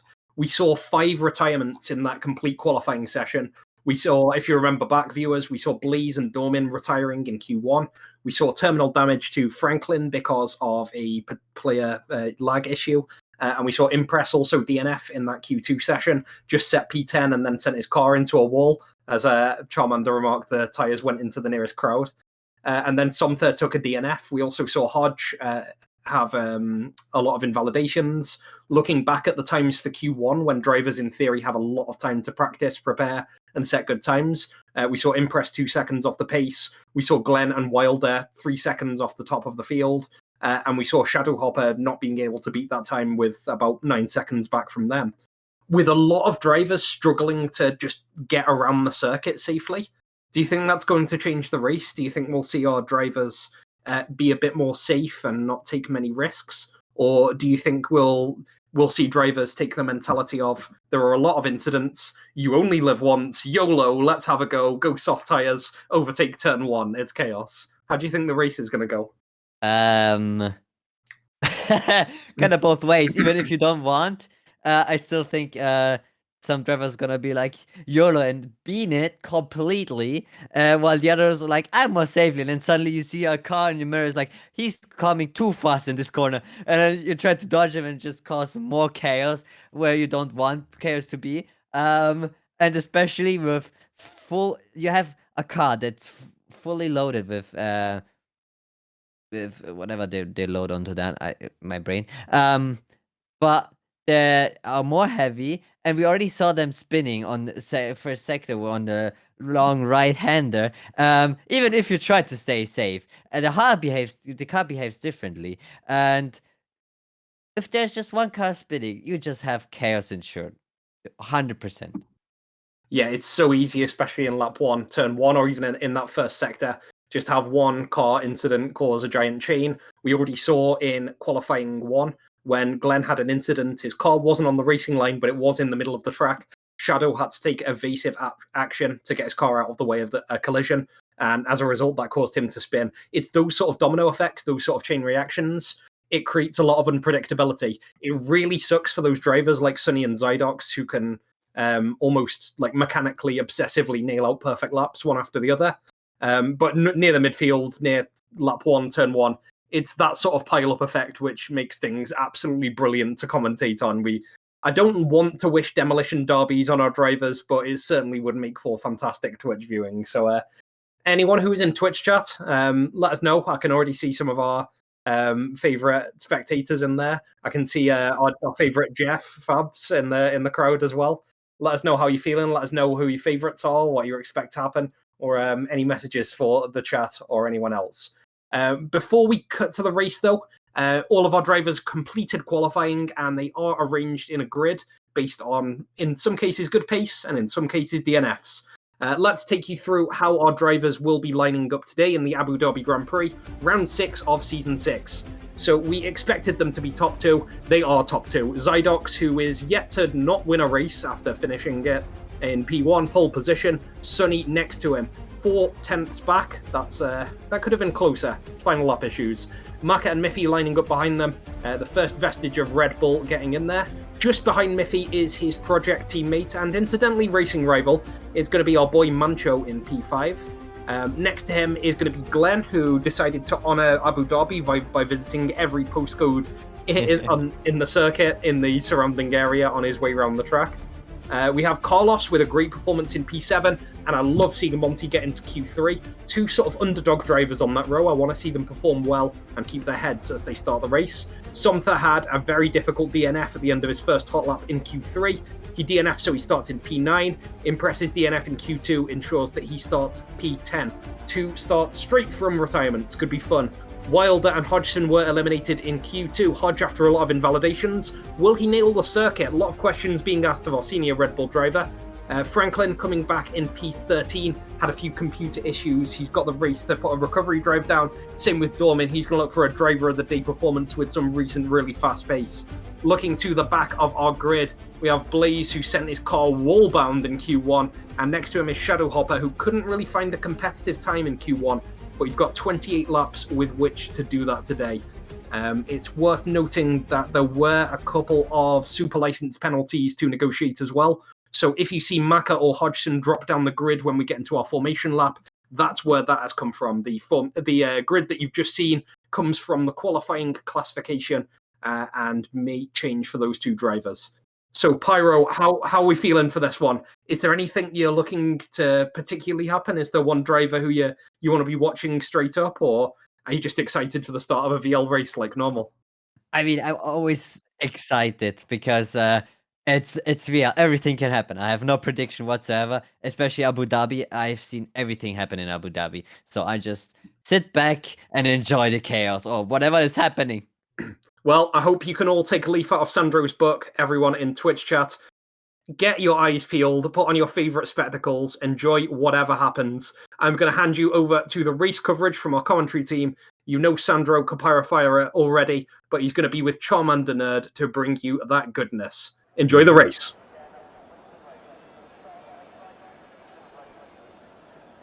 Thank you, Cradham, for passing that over. Thank you for joining us trackside for the Abu Dhabi Grand Prix.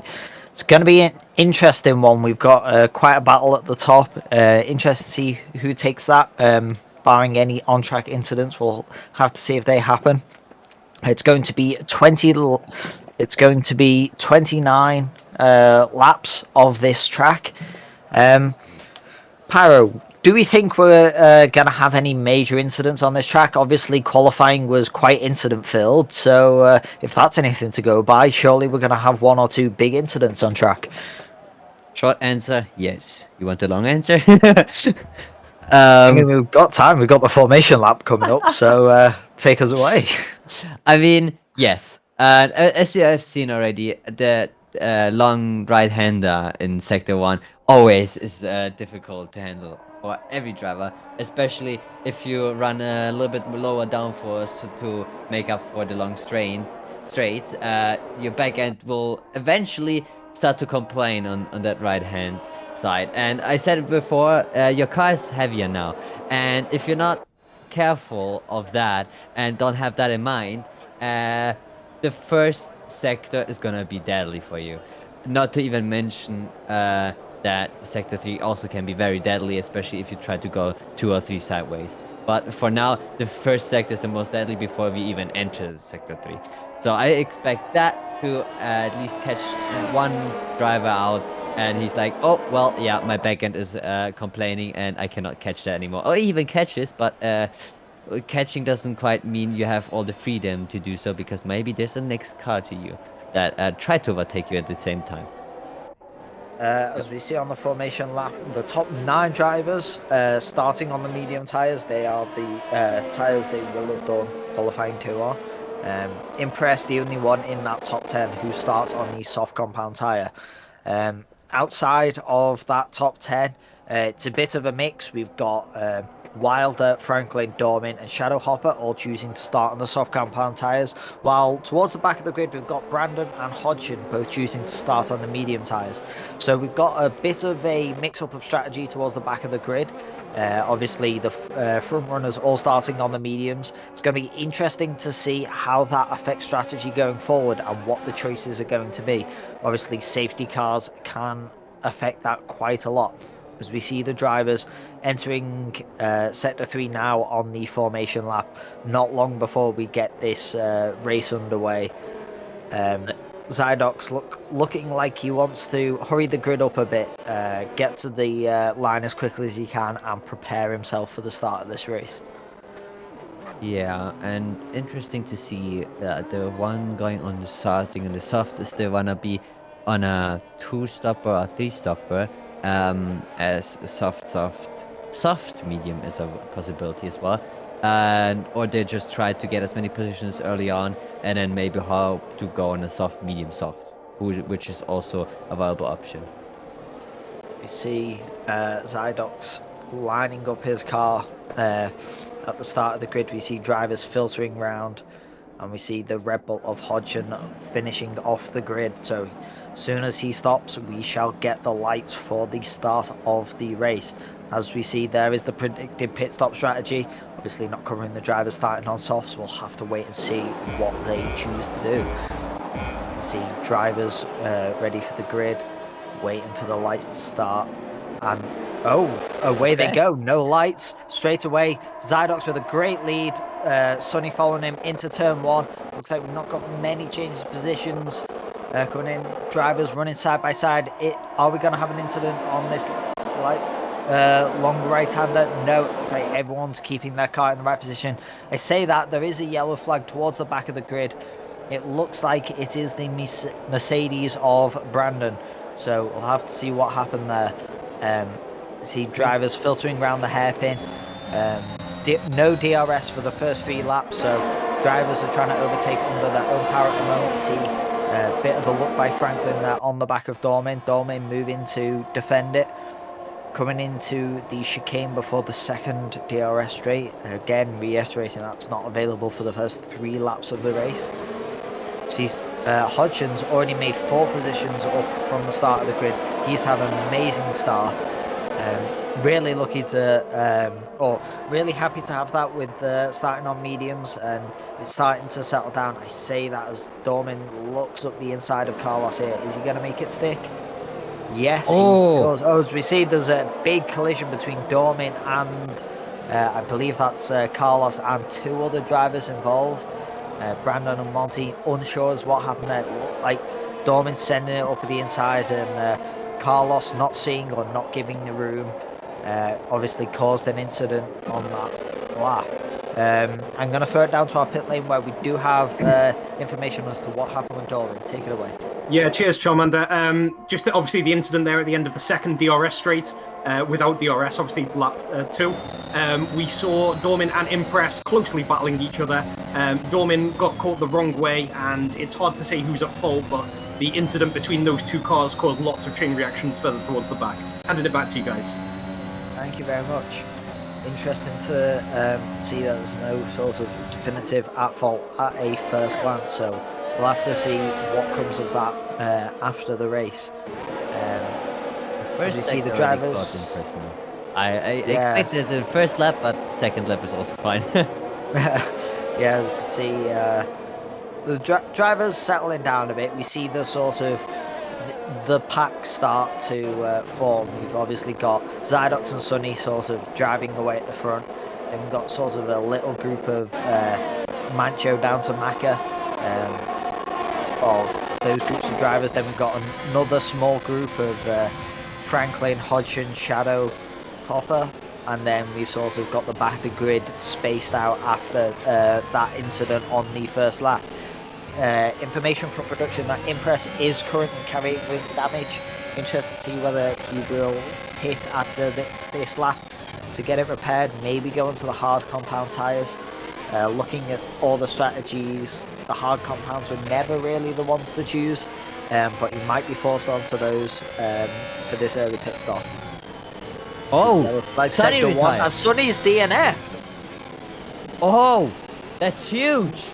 No And idea what happened there. We are under a VSC now. Means cars have to keep to a delta.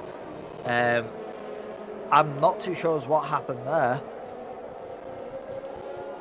He's pulled a U Pyrofire got into production. So can you give us insight as to what goes through your mind as you hit the pit wall? I mean, first of all, it's very unusual to pit that early on. Maybe he had wing damage, but it's very, very frustrating. You hate yourself really quite a lot because as a driver, you can make a lot of mistakes, but on the entry of a pit wall, it's just you cannot make that mistake. And I mean, I was just a midfield driver, so it was expected. But Sonny doing that mistake is very unusual. Yeah, in a way, we got the virtual safety car, which is nice for the drivers like Dorman, Impress, that looked like they pitted under that to repair some damage. But in a way, it puts... as we see Dorman get a VSC for speeding under the VSC. He wasn't keeping to the delta, so he's been hit with the very naughty boy penalty, and he has to go through the pit lane now. You hate As I was saying that, it's put a bit of a spoiler on this race. Personally, I was looking forward to the battle between Zydox and Sonny, and now we're deprived of that, and Zydox is already 3 seconds away in the lead and looking like he's not going to slow down. Yeah, I hope I will not jinx this one, but I feel like it's now Zydox has this, and it's just about the positions 2 and 3 that we'll be fighting over. Which is not to say it's also very, very interesting. And as I say that, sometimes making a move on Miffy on the straight. And does he stick it? Oh, he does not. Okay, Miffy defending that one really, really well. And I love these types of battles. And unfortunately, it's not fighting for P1. Well, I say that we have another VSC for... yeah, we kind of... Yeah, when production says might be debris, I also assume, as we don't see anyone wrong way around or DNF, might be just debris on the track, might be the game just liking VSCs at this point. I don't know. No, all good. Yeah, Travis asked why Sunny dead. He pulled me really quick as a recap. There was the first virtual safety car. It looked like he wanted to kiss the pit wall entry more than to make the corner, and that caused his car to DNF. Just gonna interrupt you there, and we're gonna throw it down to the pit lane with information on this current VSC and the Sunny DNF. Take it away. Yeah, cheers, Charmander. Obviously, really disappointing there for Sonny. He's really used to getting those high positions, but he obviously DNFing is not what he wants to do. It's not on his list. He's obviously tried to emulate Pyro, his personal hero, by trying to crash in a similar way, but yeah, unfortunate for him. The VSC, I'm not 100% sure, but I think your inklings are right. It looks like it was caused by debris from Carlos's crash in Sector 3. But yeah, VSCs will allow the drivers a lot of chance to reset their wings, reset their pit strategy, or in the case of Dormin and the Salzberger brothers, get up an extra drive-through penalty. Back to you, boys. Oh, man. Take it away, as Glenn has emulated Sonny and then has decided to drive forward. That was very dangerous from Mr. Glenifer there. So as we see him coming around into the pit lane, front wing off the side of the track. So hopefully that won't cause another VSC. But as said, we had another round of speeding under the VSC penalties. So hit with the naughty boy hammer of drive-through penalties for every incident. So looks like Dorman's in the pits. I'm guessing this is to serve his drive-through penalty. He didn't stop. Looks like he's not changed his tires. Carlos and Impress in the pits as well. Carlos will be to serve his drive-through, and I'm assuming Impress is as well, which unfortunate for those drivers, but it's definitely a number you have to keep track of under those virtual safety cars. So we see Somther coming up to the back of Miffy now. Is he going to start making moves up towards this grid, or is Miffy going to be able to hang on to this final podium position? There aren't many overtaking opportunities around this track, unfortunately. It's sort of all done under the safety car. I say that as Monty picks up a quick 3-second time penalty for multiple track warnings. As we saw in qualifying, drivers not finding the track limits to their liking, so they decided to ignore them. And Monty, the first one to be punished for that. So we see Miffy running a bit wide, keeping his car on track. Coming up to the first DRS zone now. We'll have to see whether any moves are going to be made. As I alluded to before, that's kind of when moves have to be made on this track, as it looks like Miffy went a bit wide there. As Monty comes into the pit and picks up a 5-second time penalty. So he's something making a move, yellow flag in sector 1 and sector 2. I believe that is Brandon. The span at the exit of turn 4, or turn 3, I believe. And it looks like Somther's made that move on Miffy's stick. Is Miffy going to come back at him under this second DRS zone? This is what I was talking about, when you have to make your moves count. But it looks like Miffy's too far behind, didn't get a good enough exit, and Somther is now away and looking to chase down Mancho for that P2 position. Oh, well, man, that's so much action. Yeah, that was a lot of action in the last couple of laps. It looks like the drivers are going to settle down a bit now, I say, touching wood. They're all out of DRS zones of each other, so it might settle down a bit now, out barring any spins or anything like that. I mean, while that action was happening, of course, unlucky for Monty, he has a 8-second penalty currently. And Carlos spins around. Even, I just was about to say, Carlos is the only driver currently on the hard compound. So he looks like he wants to do a hard, maybe soft, or hard medium again, depending probably what the race is on. But it tends to go long and make up for the drive-through, which cost him another spin, be it because of his tires choice or be it because of his own fault. But whatever it was, it does not help, especially not with this long stint that he has in front of him. Correct me if I'm wrong, I do believe Carlos started on the soft, so he might even look to do soft, hard, medium. We'll have to see what his final choice is there. I think the only drivers outside the... Actually, no, Carlos was inside the top 10, wasn't he? I think so. My memory is not good. My long-term memory is not that good. Forgive me, Carlos. I wasn't used to him being so high up the grid. I assumed he was in the pack of drivers that started in softs, but yeah, I believe he started P8, if I'm correct. Yeah. You're right. So forgive me, Carlos, for I have sinned. No, you are right. He started on the mediums, which, if you have to pit early, feels really bad to get rid of those tyres early. At most tracks, they are your favoured tyres. You really want to stay on mediums as much as you can, as we see another spin. Turn for Carlos again. And it looks like he has picked up that wing damage. Looks like the medium tyres really aren't working out for him. He's not able to keep that car pointing in the right direction. So, semi-fortunately now he gets to pit. Downside is it is for damage, but he does get to get rid of those hard tyres now, maybe put on a fresh set of mediums and see how long he can take it. As we see, Somther has closed up the back of Mancho. He's closed up really quickly on Mancho. Mancho squirrely coming out of the hairpin. As we see, Wilder 3-second time penalty for multiple track warnings. Somther looking to make a move on Mancho, just closing up with the DRS here. Not going to make a move into the chicane. Has a bit of a look, but that's just to break the toe, I would assume. Looking for a good exit out of here. Keeps it nice and tight. Oh, bit of squirrely coming out of the corner. That might cost him the overtake. DRS open. He's gaining. Is he close enough? Looks up the inside. Is he going to send it? Is it going to make it stick? Yes, it looks like he is. Is there any answer from Mancho going into sector 3? No, he is dropping back at a rate of knots by the looks of it. What a move by Somther. That's quite a late lunge, and it's really paid off for him. And now he's comfortably in a second place. Say that Dormin looking at the back of Brandon, moving out.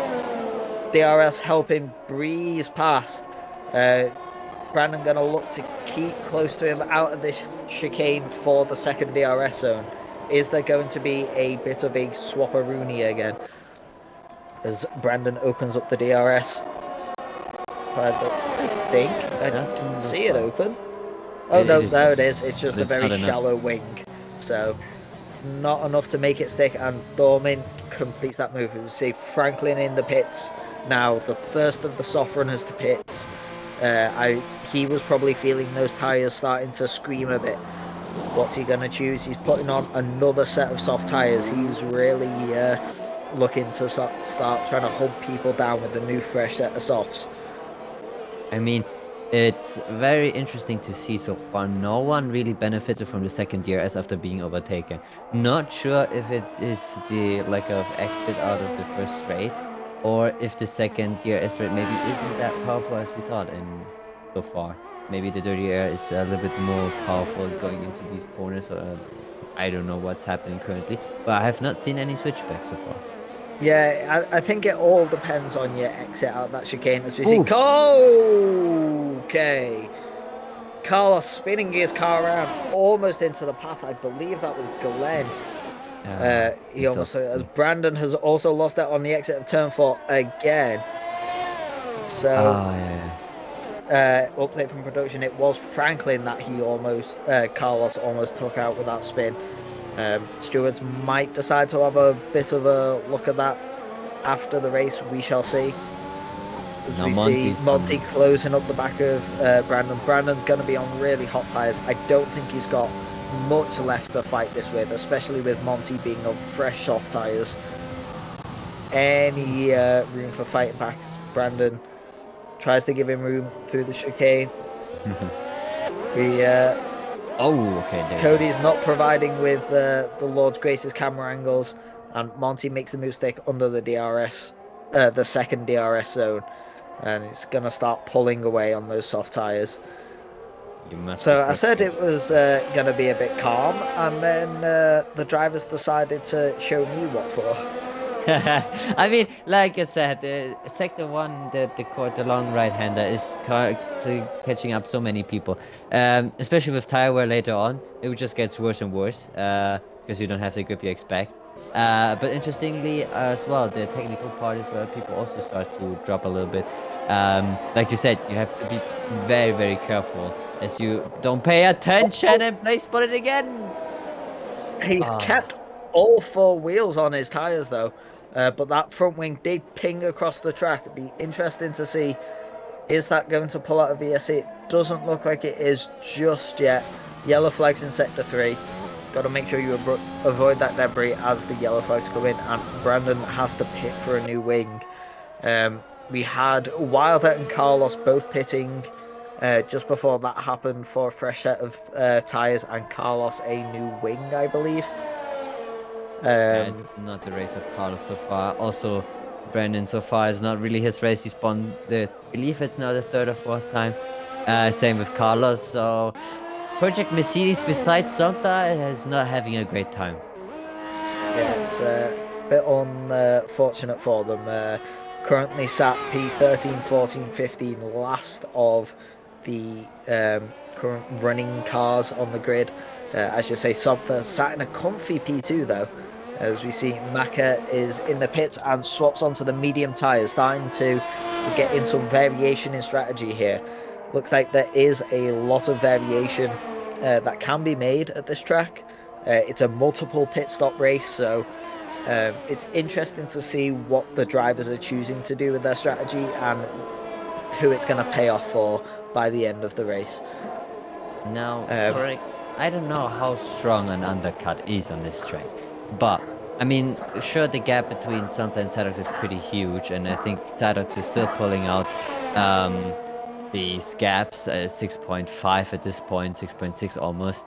But it will be interesting to see Santa Mencho. Maybe Mencho with the undercut, we could make a move on Santa again if Santa wants to stay out longer on these tires. And predicting we have 2 stops to go for. There might be even more spiciness later on, as tire wear also matters. So it will be interesting to see. As you already said, Maka pitted really early, so he was probably feeling the tire wear ready. He was the first of the medium runner to pit. He chose for another medium set of tires, meaning Shadow Hopper, who's on soft, should also probably most likely pit soon. And the front runners who are currently on mediums also. And as I say that, we have Psydox, Santa, Mithy pitting, Mencha staying out, interestingly. So we will see. We have... Yeah. Well, I have to see who this pays off for. All of them, it looks like changing onto those medium tyres. Probably looking for a medium soft, I would presume.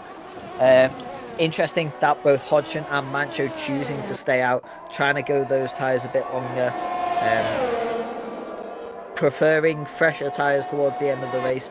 We'll have to see whether that favours them or not. As we see some racing around the chicane, Shadow Hopper on used soft tyres, trying to keep up with something. Does he get the DRS? No, he didn't even get the DRS. Oh, no, he did. Opening it a bit late. But yeah, he's dropped out of it now. He's just trying to keep DRS where he can. He knows something really isn't his battle, but the longer he can train DRS off him, the better it is for his race. I mean, he is on softs, 11 lap old softs. He's currently even running longer than some of the medium stints, which is very impressive. But I do not know if he wants to do that for a one-stopper, which it would be very interesting, or if he just wants to go soft medium and then the last soft stint to be really hard. But I feel like he wants to do a soft medium one-stopper, which is brave, especially on a track like this, which causes you to slide quite a lot if you don't have grip.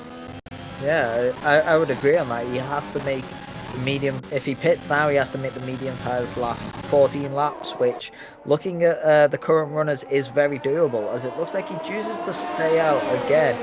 You see Zydox on the back of Hodgson, Zydox on fresh medium tyres, so this should be a bit of a quick dispatch as we see one of Mercedes slowing down towards the hairpin. Is this going to interfere with this battle? Let's hope it doesn't. Let's hope he just keeps out of the way. See Zydox taking a tighter line than Hodgson around the hairpin. Is he going to get a better exit? Following through, opens up the DRS. Flat out, is he going to make this move stick? Goes around the outside of Hodgson. Move isn't done by the end. Hodgson's ahead going into the corner. Zydox sees the position, looks for a better exit out of this chicane.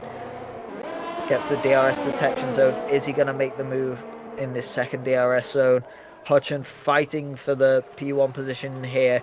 It's not net P1 as Zydox takes that position, as Hodgson hasn't pitted yet. You see Brandon picking up a 3-second time penalty for multiple track extensions. That was a bit of a nice battle there, especially with Hodgson being on very old mediums. I think he has to be proud of that defence. Something Checo would be proud of, you'd have to say. Yeah, I mean, that was really, really impressive. It cost Zydox obviously a little bit of time, which Zonta obviously loves. But Hodgson just didn't have a chance. He doesn't have the same grip level currently as Zydox has. As we see that Carlos is again in a wall, unfortunately, with wing damage and just opts to go straight on. Okay. That was... I mean, he knows the chicane's there, right? I assume so. As Brandon's lost his front wing. There's full safety car. Now, this is not what you want to see if you are Brandon or Carlos, as you're a lap behind, so it means you're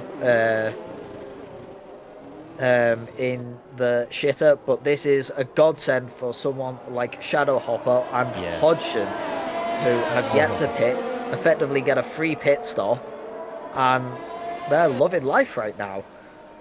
I mean, Hodgson, I assume he started on softs, I feel like. No, Hodgson started on mediums. He was one. Oh, he started on mediums. Two. I see. Okay, well that means he still has to do a mandatory soft pit stop or hard, which I assume he won't do because hard's to the end will be weird. But he could opt to do a shadow hopper now and go to the end with the soft, which is risky because it's 14 laps. But we've seen shadow hopper do it, and who knows? Maybe because the safety car obviously was gonna be out there at least 1 lap or even 2 laps. That's only 12 laps that you have to do on the soft tires, which is a possibility. But like you said earlier, a godsend for Shadow Hopper because he's on the mediums. He already pushed the softs for 12 laps, and it's a challenge to do that. The mediums easily do that. So it will be interesting to see what he will do. There's while we wait for the cars to catch up to the safety car, we're going to throw it down to the pit lane. You've got news for us. Cheers, Charmander. Well, obviously, in a general situation, a safety car in the middle of the race is going to be pretty tumultuous. The back of the grid generally get a massive reprieve. They get to close distance with track position as everyone lines back up under the safety car. We don't have a situation like we do in real-life Formula 1, where the lapped cars can recover, hashtag Abu Dhabi. But we do have a situation where everyone who's back by half a lap, by 10 seconds, gets to recover.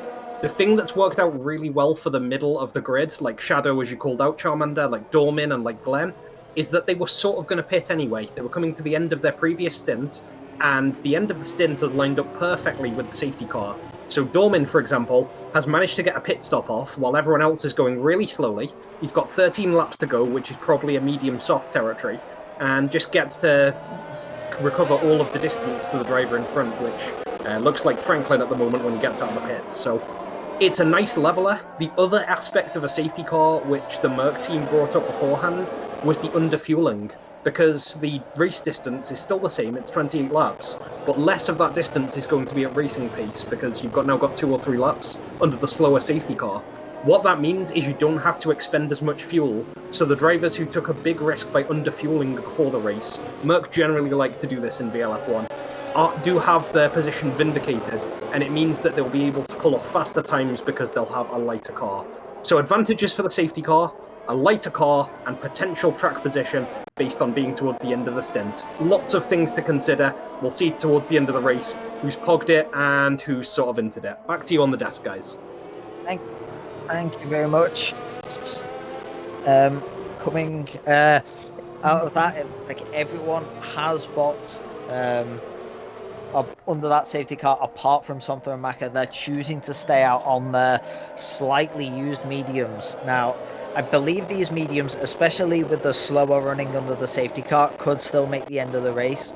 As you alluded to before, the softs that have been put on by Zydox and Hodgson, it's going to be a push to make it to the end. But if Shadow Hopper could make it this far on the softs, which he was able to, there's hope for the other drivers, but they might fall off pace towards the end. So it's going to be interesting to see whether they pit towards the end or what's going to happen.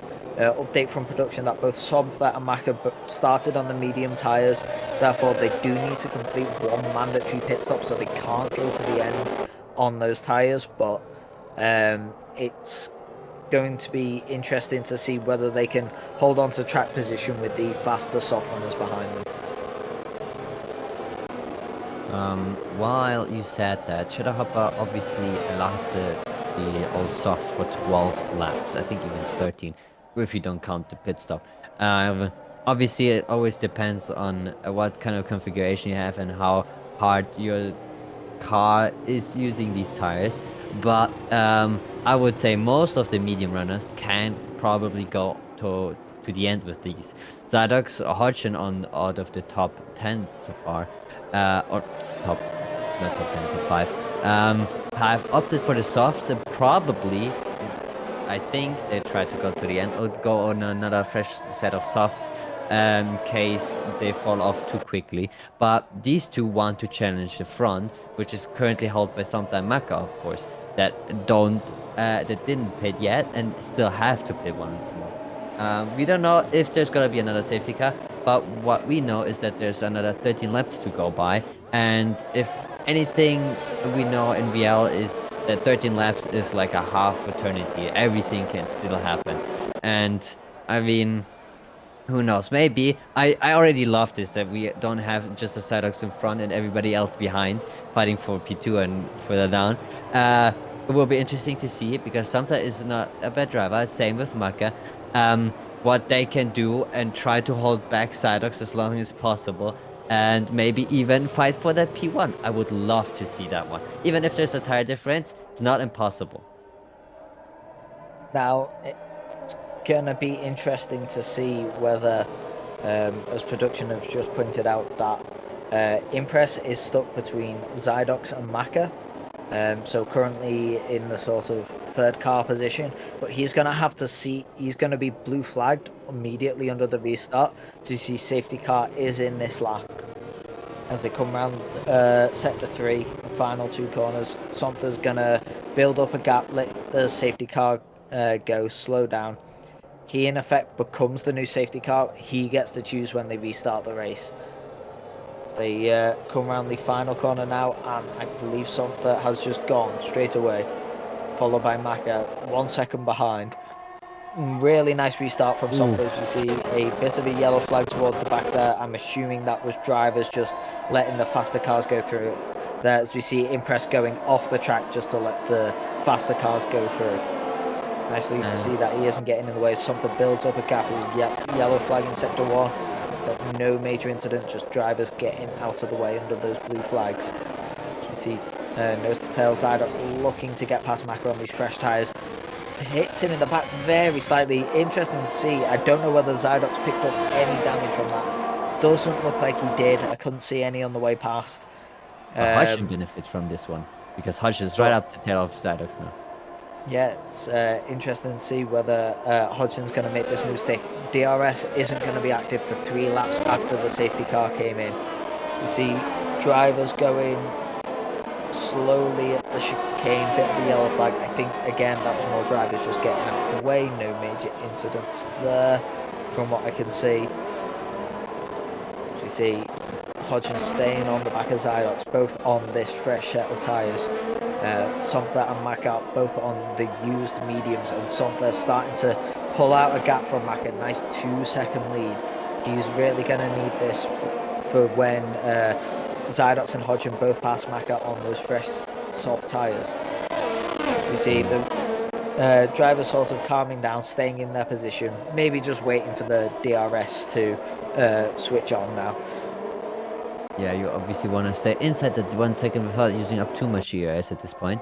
And while you're also calling it out, that the drivers obviously just trying to vibe, but except one who decided to pull a Latifi. He didn't DNF, just spun around, but obviously doesn't help him at all. He's already 1 lap down and just won't help him. This just makes him a lonely race. And while I say that, Zydox tried to go to do a move on Maka. Still no DRS. He has to use all this slipstream, all the battery he has to make that move. He closes that gap. It looks like he wants to go on the inside. There you go. And I assume he makes it stick. He's on the inside. He has a better line. Yes. Maka obviously wants to do this switcheroo. Doesn't have DRS yet. The exit of Zydox is just too good. I don't think Maka will make it. And the next up is already Hodgson. He's also on fresh soft tire. So Maka obviously trying his best, but currently with the tire disadvantage, not helping him a lot. Yeah, and this is real sweating hours for Somtha now. He did have that barrier of Maka between Zydox and himself, but now that barrier isn't there. Now Zydox is free to start chasing down Somtha, which is real sweating hours for him. As we say that as he cuts probably about half a second off in that sector alone. So yeah, Zydox is really hungry for this race lead now. He's going to start chasing him down, as we see Hodgson next to want to make a move on Maka as DRS is enabled this lap. Zydox sets the fastest lap of the race, gap already down to 1.5 seconds. You see it's fluctuating about a bit. Yeah. Zydox really hunting him down, but Hodgson also looking for the final podium position now. Wants to get that DRS open and make the move stick. Obviously that doesn't help Hodgson at all, that he's taking so much longer to overtake Maka. already the gap forming another 2 seconds. And besides that, his tires won't love it. Let's see if it makes a move on this straight, if it's enough. Doesn't look like it. Oh, it does. Okay. So that cost him a little bit of time. Just one more lap. And as I said, there's another safety car, which I was caused believe by... that was for Brandon in Sector 3. He had another incident in that final sector. It's really not looking like his race now. This is where the real spice hours come out. What tyres do you go on? It has to be, if you've got any fresh softs, now's the time for them. I mean, the likes of Santa and Mecca, obviously they're gonna pit for softs. Everybody else who's on the mediums might wanna go for the soft. The likes of, like you said, that are currently already on the softs. If you have a fresh set of softs, then of course. If you don't, then what is better? Pitting for a slightly less used one, or stay on these tires and just hope to get the end. As I say that, Santa obviously goes to the pits for a new set of softs, I would assume. I hope Maka does the same. Yeah, Maka does the same. So for Sidox and Hutchin, opt to stay out. They probably either don't have a new set of soft tires, or they just hope for another safety car later. Any other drivers coming into the pits? Monty comes into the pits for a fresh set of softs, same as Impress and Carlos. Looks like that's it for this round of pit stops. So while drivers are in the pits, we're going to send it to our man in the pits. Crowden, what have you... Cheers, Charmander. Yeah, it's really fun seeing the battle between people going onto the fresh sets with 10 laps to go and people who are switching it up. We'll bring you more retirement news in a bit. But yeah, looking at the Mercedes call, Blaze did bring out that safety car. He threw a few expletives just to show his frustration as he hopped into his call. And unfortunately, he's had a lot of incidents this race. Now responsible for 2 safety cars, so the great leveler, making mortals and titans and plebs all the same. Back to you guys, as we had a few more developments while I was talking. Yeah, we see that Carlos and Impress, I believe, both retiring in the pit lane. I think they were sort of very much, our race is done, there's no recovering it from here. So I think they've decided that's their race done and they just wanted out. Would be my assumption. There are currently 2 Mercedes drivers left on the grid. One of them running net last of the current drivers, and Somtha currently P10, the end of the points. Important to note, he is on a new fresh set of tyres, but it's not looking good for the Mercedes project right now. he has a lot of places to make up. He has everybody in front of him who hasn't pitted. So the only one to pit were Santa and Mecca for fresh set of softs. All the other drivers have used mediums or used soft currently on them. And since it's only 8 laps to go, I assume they want to go to the end of that. So Santa and Mecca have a mountain to climb. Yeah, it's not the... It was the correct decision to go on the softs, but when you've had 2 safety cars so quickly, one after another, the field's already so grouped that it feels bad to have to make that pit stop, and you lose so much track position, as you were saying. And currently, and I want to point this out, despite having a mare of a qualifying session, going out in Q1 behind drivers that DNF'd, Shadowhopper currently sat P3. Yeah, it's a bit of a turnaround for him, and I think he's going to be ecstatic where he is right now. Yeah, I mean, he's on mediums though, which is with Miffy behind him, he can play the long game. The mediums are obviously lasting longer. Miffy has 5 lap softs behind him, also not really a threat besides Santa Mecca, but they still have to climb up there. So could be a podium today, but I don't want to jinx anything. So Oh, I already jinxed it though. I already said it. Fuck. Yeah, you've said it now. Nah, I take it back. Shadow Hopper still has a little bit work to do. Obviously, there's 7 more laps to go. Everything can happen, and who knows? Maybe we'll see a surprise podium. I also want to point out Hodgson is P2 currently with Zydox P1. Zydox, I would say, is net faster than Hodgson, but you never know what can happen. You never know. Yeah, as we see, drivers have already binned it into the wall multiple times. As we see, safety car is in this lap. All the drivers have caught up with each other, so Zydox is going to take the role that Sumpter had on the previous safety car restart. It's going to back the pack up away from the safety car. He effectively becomes the new safety car. He controls the grid, and then he chooses when the grid goes. Multiple philosophies on what you want to do for the restart, so it'll be interesting to see what Zydox chooses to do. Yeah, Zydox cannot start before the safety car is in the pits. Even if he tries to go faster, the game will slow him down. He has to wait until the safety car goes in. But afterwards, he's free to start whenever he likes and to do whatever he likes. Safety car is a runabout in now, so let's wait for the restart. When does he choose to start? And it looks like he did now. Hodgson trying to keep up with him, stays within a half second. Very nice restart from the both of them. Any moves going into turn 1 for drivers. Looks like no change of position as of yet. Come around the long right hander of what cars have lost it here. Drivers all keeping it nice in a straight line. Any moves going into the chicane.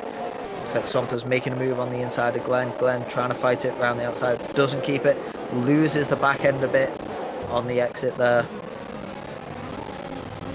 And it looks like that move has stuck. Sumpter really looking to chase down this grid now. He's really hungry for this. Fresh set of tyres. He wants this, and he's starting to make moves. 2 positions he's looking for on this first lap alone. Looking around the outside of Franklin. He's going to switch around, long way around that. What a move by Sumpter. Just massive exit going into the first part of that chicane. And he just drives cleanly around the outside of Franklin with no response whatsoever. What a move.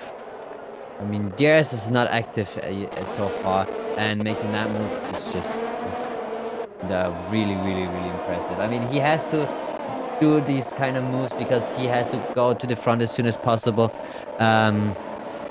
So he will try and do his best to catch up as quickly as possible. We are currently 7 laps to go with Zydox and Hodgson. Hodgson already out of DRS, so Zydox doesn't have a threat of DRS. DRS is not open yet, not available to these drivers. Shadow Hopper still sticking in that Hodgson DRS. Will be interesting to see if Shadow Hopper eventually even makes a move on Hodgson, because he's on soft. Shadow Hopper's on mediums, and mediums last longer. We all know that. He's on used softs. So hold the fire there. Everything can still happen. While I say that, something also very close to Dorman. He tries to go on the inside. I think, is it enough?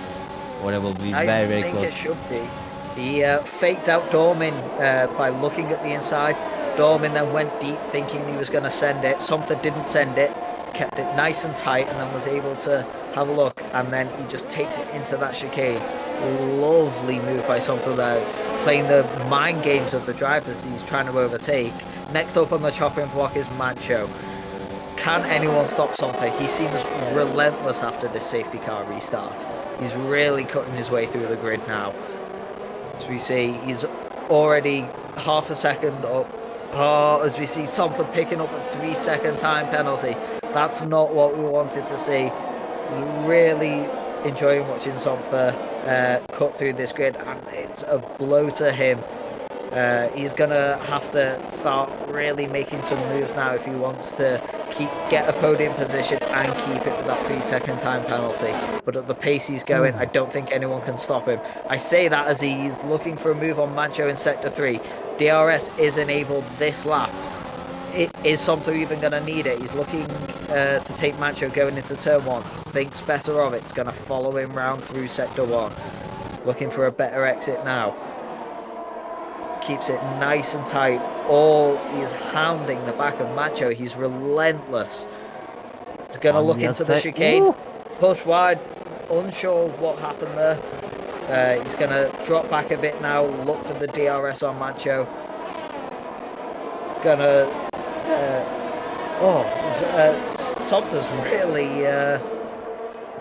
he's not giving up as Macho steps out, trying to break that toe. Something with that DRS open, gonna look to take the second DRS zone. Miffy looking to take Shadow now in this second DRS zone. Looks like he has got a better exit. Is the DRS gonna help him get past?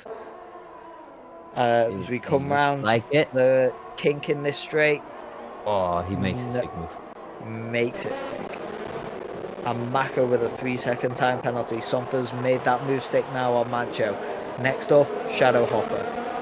Oh, wow. These second penalties are costing them so much. They're making their way to the grid. Maka a little bit slower than Santa, but the 3-second penalties are not helping them whatsoever, because that means they will drop every position that they do not have a 3-second clearance of, that they just gained, which is not something you want. But my man Santan is a different mission. Let's see if he... Next up is Shadow Hopper. He's already at the back of him. Whoa! That was... nice catch, but very, very dangerous to the wall. Cost him obviously a little bit of time, but he made it. He kept it out of the wall, which is good. But yeah, I don't think that will help his nerves. Yeah, it's a bit too much loud pedal too soon. But you say that he's still staying within that DRS zone of Shadow Hopper, almost pushing Shadow Hopper around that hairpin. Looking to make a move on this DRS zone. Interesting note, Shadow Hopper will also have DRS on Miffy in front. We're going to go 3 wide. Shadow Hopper lags back a bit. Something trying to stick it up. He's a brave man. Stick it up the middle of 2 drivers. Is he going to make move stick? Dives down the inside. Oh, nice out wide. And he makes move stick. What a double move by Something. The cojones. I love it. I don't care what the game says. Something is my driver of the day. Yeah, I mean, what a move. Oh my god. Oh! Wait, what's happening? Miffy already... Okay, P4. There's so many cars bunched up together. I love this right now. Shadow Hopper sadly dropped back to P5. Still has opportunity to just another 3 laps. He's still close to Miffy. Miffy already 1 second off the DRS of Samta. While I say that Samta spawn! Oh, no. Not like this, Samta. Not like this. Oh, and wants to tank up as well. That is not nice at all. Well, I was saying how proud we are to use well, Commander, that Samta did so well, and why I say that he spots it again. It's just not the day of Mercedes. He was doing such a great job. He was P3. P3, it was a great run. Everything was amazing. And then he just drops. And then he just spins. Not like this. This is just not the day of Mercedes whatsoever. And why I say that, Blaze, just for the fun of it, gets another 3-second penalty. Oh god, that is... Oh no, that hurts. That hurts. That helps Miffy and Shadow Hopper obviously, but not like this. It's unfortunate that it seems that something very much always the bridesmaid, never the bride, and what is becoming a bit of a serial choker, unfortunately. He doesn't seem to be able to get those positions he finished. I think if he starts developing that, then he will be an excellent driver. So you see the battle for P3, all drivers down to P7 within 1 second of each other. That means they all have the DRS. We have a nice little DRS train going on into these final few laps. Who's going to take the final podium position? Is it going to be a double Red Bull podium, or are any of the drivers below going to have anything to say about that? I say that, but the two of the drivers questioning are also Red Bull drivers. So, as we were saying, it's a bit of a horrible, unrecoverable day for Mercedes, but Project Ferrari flying high at the moment. I mean, at the moment, Miffy and Mecha are they're out of these. Well, out of the top 8 fight for position 3, Miffy and Mecha have a 3-second penalty. So Miffy really wants to take that space, but really can't make it up as Shadow Hopper and Deer Legs behind him are still so close to him. Same with Mecha. He clearly a little bit dropping off to Franklin, who overtook him, and is so out of the fight as well as Franklin. So it's only between Mancha, Dome, and Shadow Hopper that have to take that 3rd spot. Obviously, you're a Formula 1 driver. You don't want to just get the position because of a penalty. You want to have the position on track to show that you're better than the other driver. And so far, it's Miffy that have to overtake. And he's the one on soft tires. All behind them are on used medium tire. And they have to make it work in the next 2 laps, or it's not gonna happen. It's just 2 more laps we have. Now, the real question is Miffy saying to Dormin, hang on mate, I'll hold him up, you can get past him. Miffy knows he's not going to get it on penalties, but he can maybe help his teammate get it instead. At the end of the day, it's the points for the team that matters if you're not fighting for that championship position. So he's really going to look to back Shadow Hopper up into Dormin, sort of do, as alluded to before, another Checo-style defense of really slow him down and push him back into his teammate. Oh, that was an interesting exit out of Miffy. That got Shadow Hopper so much closer now. Will he try to look? We see Shadow Hopper making the move. He's on the outside. He makes the move. Alright, so Shadow Hopper currently P3 on track and even net. Next up, Miffy has to defend. But he also has the DRS now and tries to go for a switchback, of course. He goes on the outside. Does he make it? He's gonna make it, Stick. Oh! Rubbing tires. That looks cursed, but I think he made it. Yeah, he made it. Yes, he did. Oh, that is lovely bell for P3. A very lovely bell. Mancho creeping up now, yellow flag in sector 3, unsure. Dormin's dropped down, unfortunately. He's out of the running. It looks like Mancho, the next challenger up to try and take this from Shadow Hopper, as Zydox has crossed the finish line, and that is the checkered flag for Zydox. Hodgson looking to come round and has now finished P2. Now, can Mancho make this move stick before the end of the card? And that is a podium for Shadow Hopper, despite starting P last and going out in Q1. He's managed to somehow recover a podium position. What a race from it. Wow. Amazing. And Santo also sadly dropped out of the points. He was close towards the end, but the 3-second didn't help him. And Glenn got that position on while I started correctly. But yeah, what an amazing drive from Shadow Hopper, making it to P3. What an amazing race, especially towards the end. I enjoyed it a lot. Blaze just to round up the night for Mercedes, spins rounds once more. I don't know if Brandon knows you're only supposed to do donuts when you've won something, or so.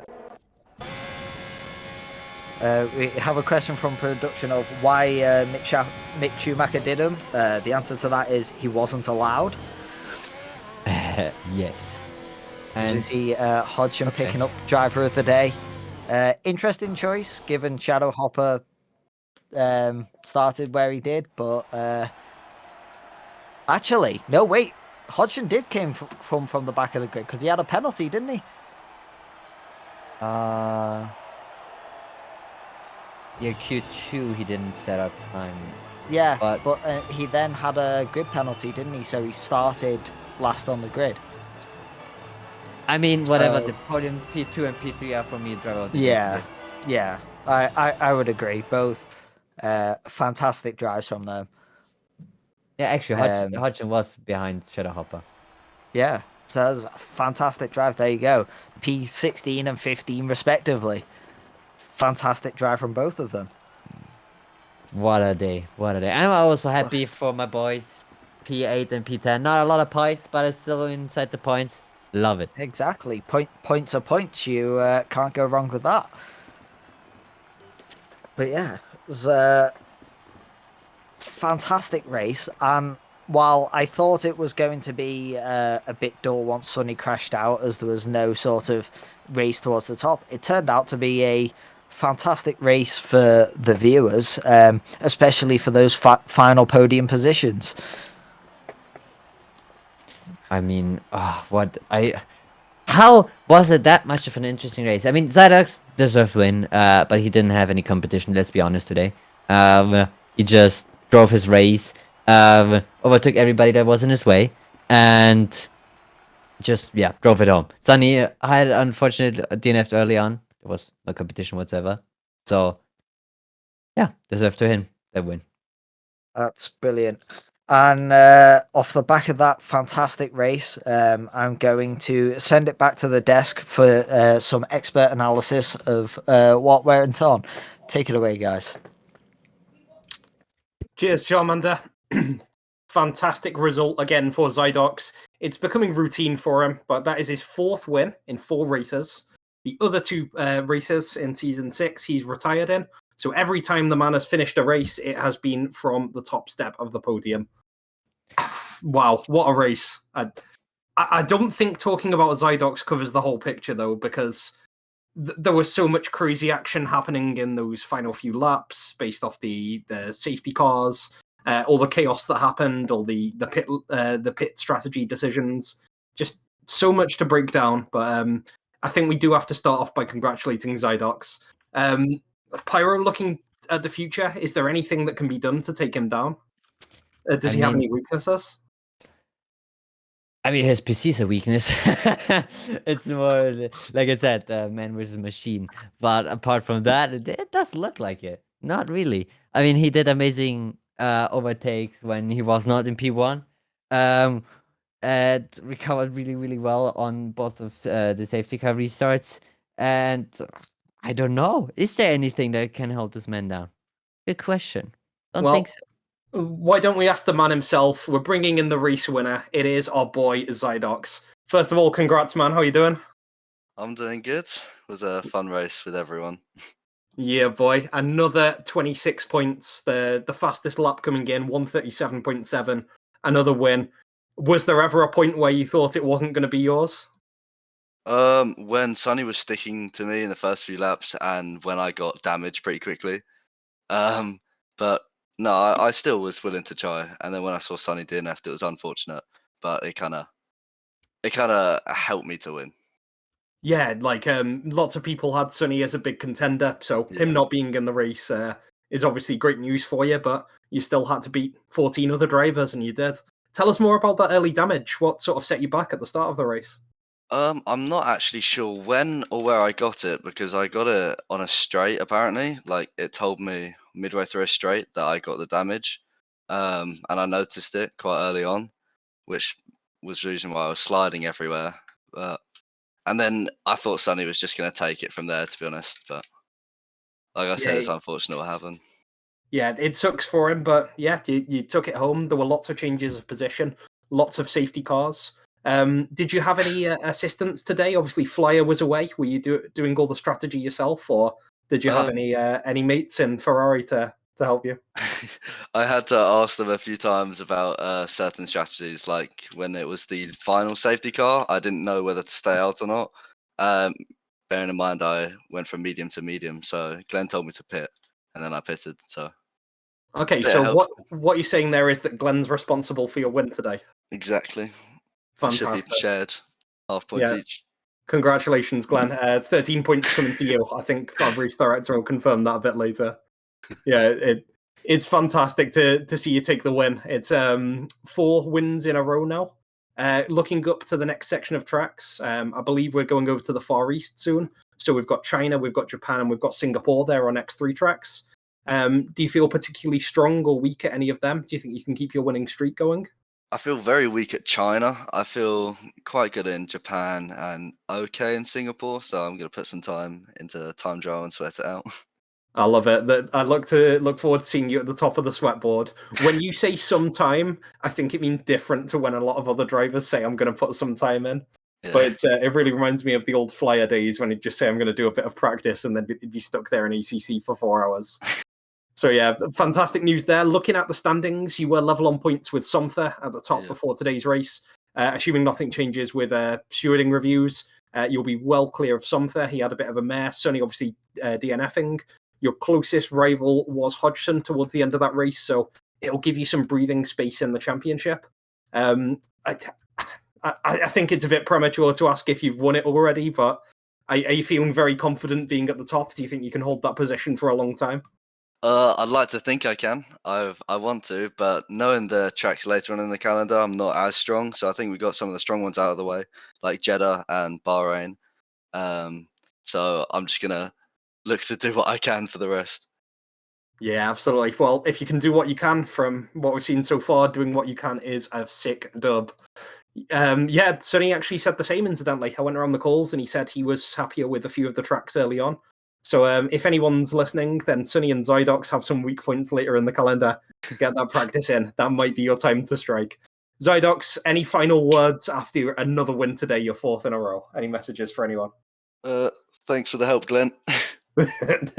Love it. Cheers, Zydox. Have a great night. Enjoy, relax. Have I'll a see you great guys time. later. Catch you later. Yeah, that's our boy Zydox there. I mean, he just seems so robotic. He's pumping out win after win. As Charmander said, the only thing that's stopping him is his own PC. Pyro, do you think we can call our season a winner early? It's going to take a lot to shift him, surely. Yeah, but I think it's too early on in the season. We cannot forget Sunny is also there. Also, if you look at the Driver Championship, they're too close, all bunched up together.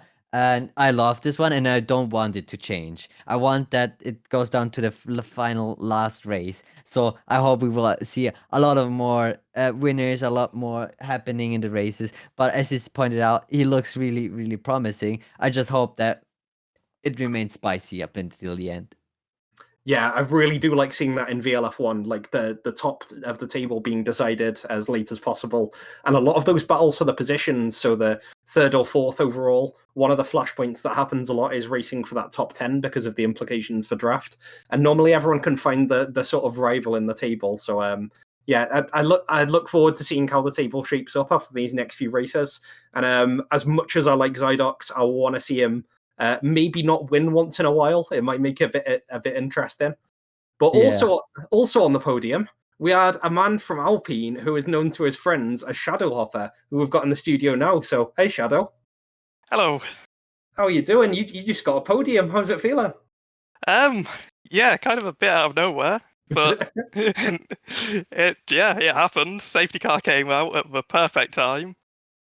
Yeah, I think it was either you or Dormin. You were probably the first to go into the pits. Dormin and Glenn, I think, were just behind you at the time. What was your thinking going up to that safety car position? Did you sort of have a brainwave yourself, or was it something you did in call? So I was doing a one-stop strategy anyway, because I kind of needed to try something different after my qualifying Fiesta.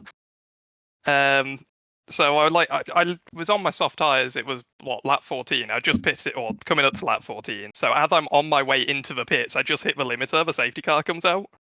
So it honestly could not be timed any better for me. So not only are you reacting to the safety car, you're actually predicting the safety car in advance. I mean, yeah, absolutely. Yeah, Zydox had Glenn strats, but you've got Shadow strats, and I think we know what won out in that one. Like, absolutely getting into that position. You did, though, however, have a really tough fight at the end. Pyro and Charmander were seeing like a big string of 5 drivers fighting for P3. You were obviously under attack from the soft drivers. You had Miffy, who you were chasing down. You had Dorman attacking you. How frenzied were those few laps? Just talk us through it. So, kind of like leading up to it, it was kind of like chill. Then kind of as we were getting to like the last 3-4 laps, everything seemed to kick off a bit as kind of. So Somfer got past us, then binned it in typical Somfer fashion. Then Bumper.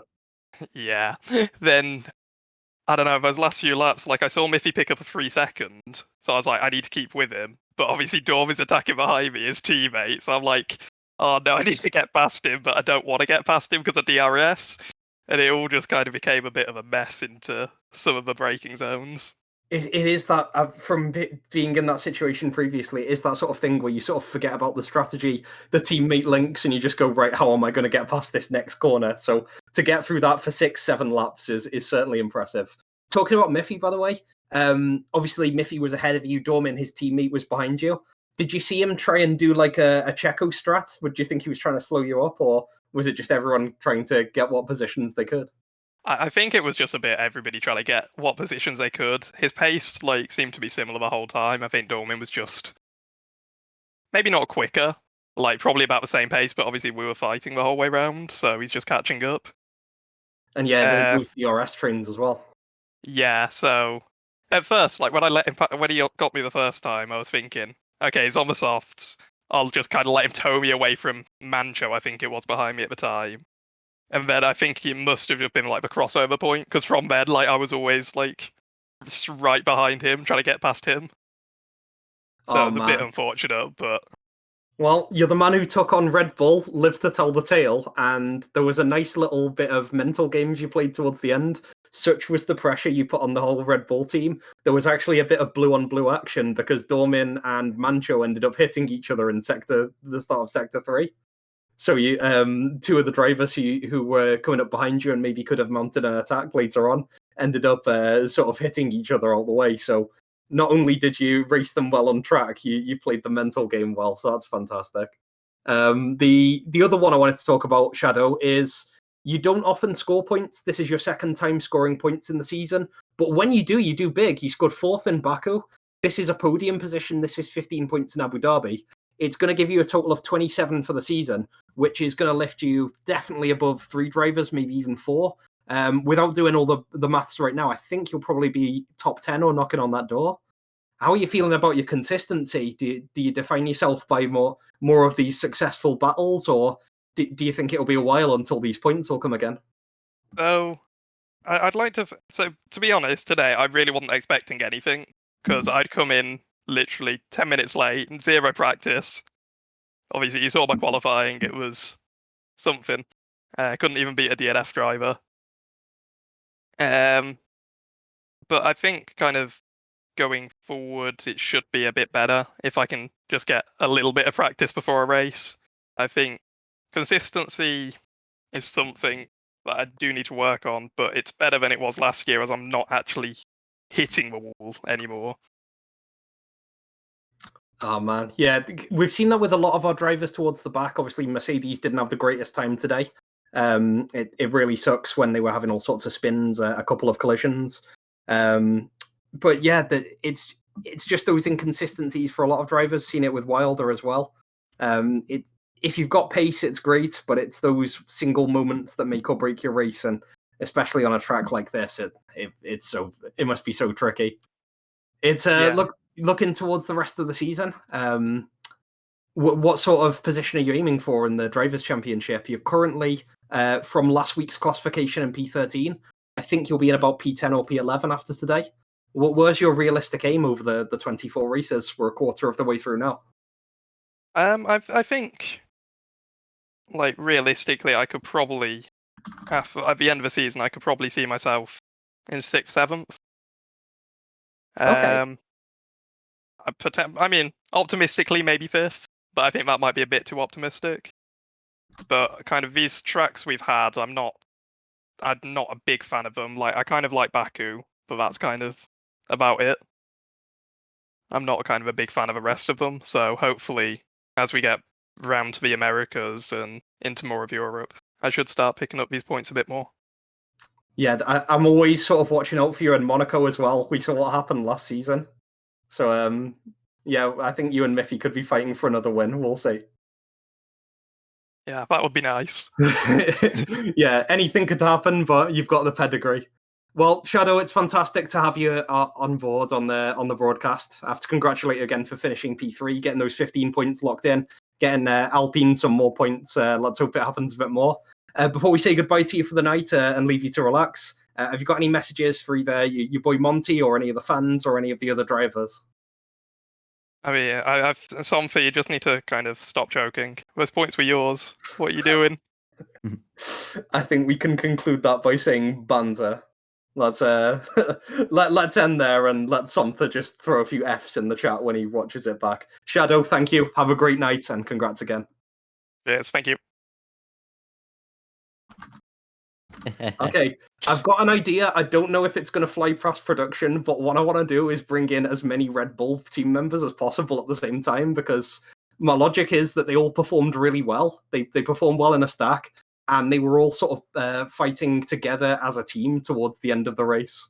So the classification at the end, Hodge got P2, Mancho P4, Miffy P5, Dorman P7. We'll see if we can get the Red Bull team members in. I think we can hopefully grab them all in now. There we go. We're going for a triple interview right now. We have 3 of the 4 Red Bull project team, and I think it's worth interviewing them all at the same time because they absolutely pogged it today. So let's introduce them one at a time. So in order of classification, Hodge, I said you'd get driver of the day. You did it. P2, how are you doing? Oh, absolutely bloody brilliant, mate. I was hoping for points and got better. Love it. You did. You got better, and it's an absolute shed load of points as well. Next to him, we've got we don't actually have Mancho in P4, but we do have his Red Panda friend. It's Miffy, who finished 5th in Alpha Tauri. How's it going? It would be going better if I didn't get a 3-second penalty, but it's going okay. Mixed points and Fs all around. And then last but not least, we have Impress's latest crash victim from the first few laps. It's our boy Dorman. How's it going?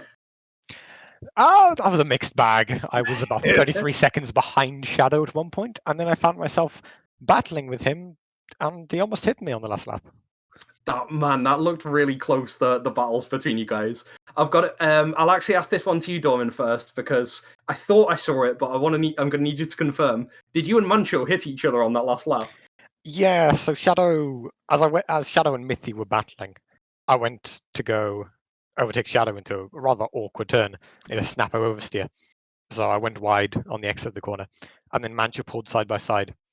And normally I probably would let him past, but it was the last lap, so I decided not to say anything because I thought, okay, he'll just back off the throttle a bit, and I'll keep the position. It didn't really matter, and he just, I guess, didn't realize I was beside him, squeezed me a bit. I got spun. Luckily, didn't lose my entire wing, and spun in 360, so I only lost the position to Mancho and Franklin. Yeah, I did see you hop back on track at the end, but you managed to recover well enough, stayed well inside the points, and yeah, you certainly aren't the only driver to have a bit of friendly fire. I've had my time in Project Mercedes, is all I'm going to say. I'm going to ask Miffy this next question. Obviously, that 3 seconds at the end sucks, but you were involved in a big chain involving pretty much all of Red Bull, and of course Shadow Hopper right in the middle. Just give us your thoughts on how that battle went. How was your experience in those last few laps? Yeah, so at the end of the safety car at the restart, the most important thing I think in my head was trying to slow the progress of Somtha and Maka on the tires and try and get as many cars in between us as we can, and let Hodge build a gap. So I really wanted to pressure Shadow Hopper straight off the bat. And I managed to do that, and then I managed to get past him, and then I just made a mistake, and I was like, oh. I was running a really understeery setup compared to basically everyone else. And by the time I got past Shadow, my tires were gone, and especially my front right, I was wearing the front right like mad. It was I think it was 8% more worn than all my other tires at one point, which meant that turn 1 I just couldn't turn into it. It was a bit of a nightmare, but yeah, that was the plan. Absolutely. The final time in stack incidentally shows your 13-lap-old softs. A couple of those will have been under the safety car, but it's still 60-70% wear, which is not what you want to do on the track of Abu Dhabi. But even so, you took the 3-second L. It drops you behind Mancho, which isn't too bad because it's a team switch, but obviously it gives that position to Shadowhopper. So one you'll look back on, but you did beat, what's that, 11 other drivers, so we take those. We're also going to go to our boy Hodge. You know him, you love him as already a race winner this season, one position off being another race winner. How are you feeling after your... I think we can all agree it was disappointing for your standards qualifying off Q2. Did you feel like you could go well back in the race, or were you sort of aiming for low points positions? I don't know. I should have gone for a safer lap. That in retrospective I should have, but if I say that, then what happened in the end of the race might not have happened. So it's a bit of a blessing in disguise, is how I'm kind of thinking of it as. Yeah, definitely sliding doors moment there. Coming into the final bit of second safety car onwards, after all the strategy calls had been made, obviously Zydox was accelerating ahead of you. Were you worried about the battle behind with your teammates and Shadowhopper, or were you just able to sort of put your head down and get your pace going? I mean, we had a plan after the second safety car, and from there it was pretty much just kind of focused, just make sure I'm keeping my car on the track. I only had one more warning before I would have got a 3-second penalty myself, so most of it was just letting the guys do what they needed to do, and then just focusing on my own race at the end there, just to make sure that I kept it clean and on track. And clean and on track you did. That's a massive amount of points for you. You got 18 points. Looking at the overall standings, it's your second time on the podium. It will bring you up to quite appropriate 69 points, which is nice. I think everyone can confirm. You're then above Sunny, who DQ'd. You're knocking on the door of Somtha, who obviously had a few spins. And you're really fighting up there. As for the other guys in Red Bull in the call, Miffy and Dormin, you were already in the top 10. Dormin with a massive point haul. It's going to get you even closer to Gaben, who's above you and was DQ'd this weekend, if you're not already over that limit. And Miffy, you're going to be doing really well in that battle against Maka and Mancho. So great news for all of Red Bull. I'll ask this one to Miffy in terms of the constructors' standings. Before the race, you were sort of 25, maybe even 30 points behind Aston Martin, but you were leading the project standings. How are you guys feeling as a team? Obviously, you've got a really strong strength and depth. Without creating too many frictions, do you think anyone could switch for anyone right now? Honestly, I think it's mad how close we all are in pace. Like, track dependent, we'll kind of swap around, but yeah, I don't think there's maybe ever been a team that, not while I've been watching, like for say 4, 5, and 6. No teams have been across like that project have been this close matched. Like, we are all just super close in terms of pace, which is nice. It's a change for once, so I'm happy about that. And pulling away from the Ferrari senior team, both teams, is always great. Got to be reeling in. I'm guessing Red Bull will have reeled in Mercedes this race, right? I know, almost certainly. Like Mercedes, I mean, I'll say it on broadcast, they absolutely biffed it today.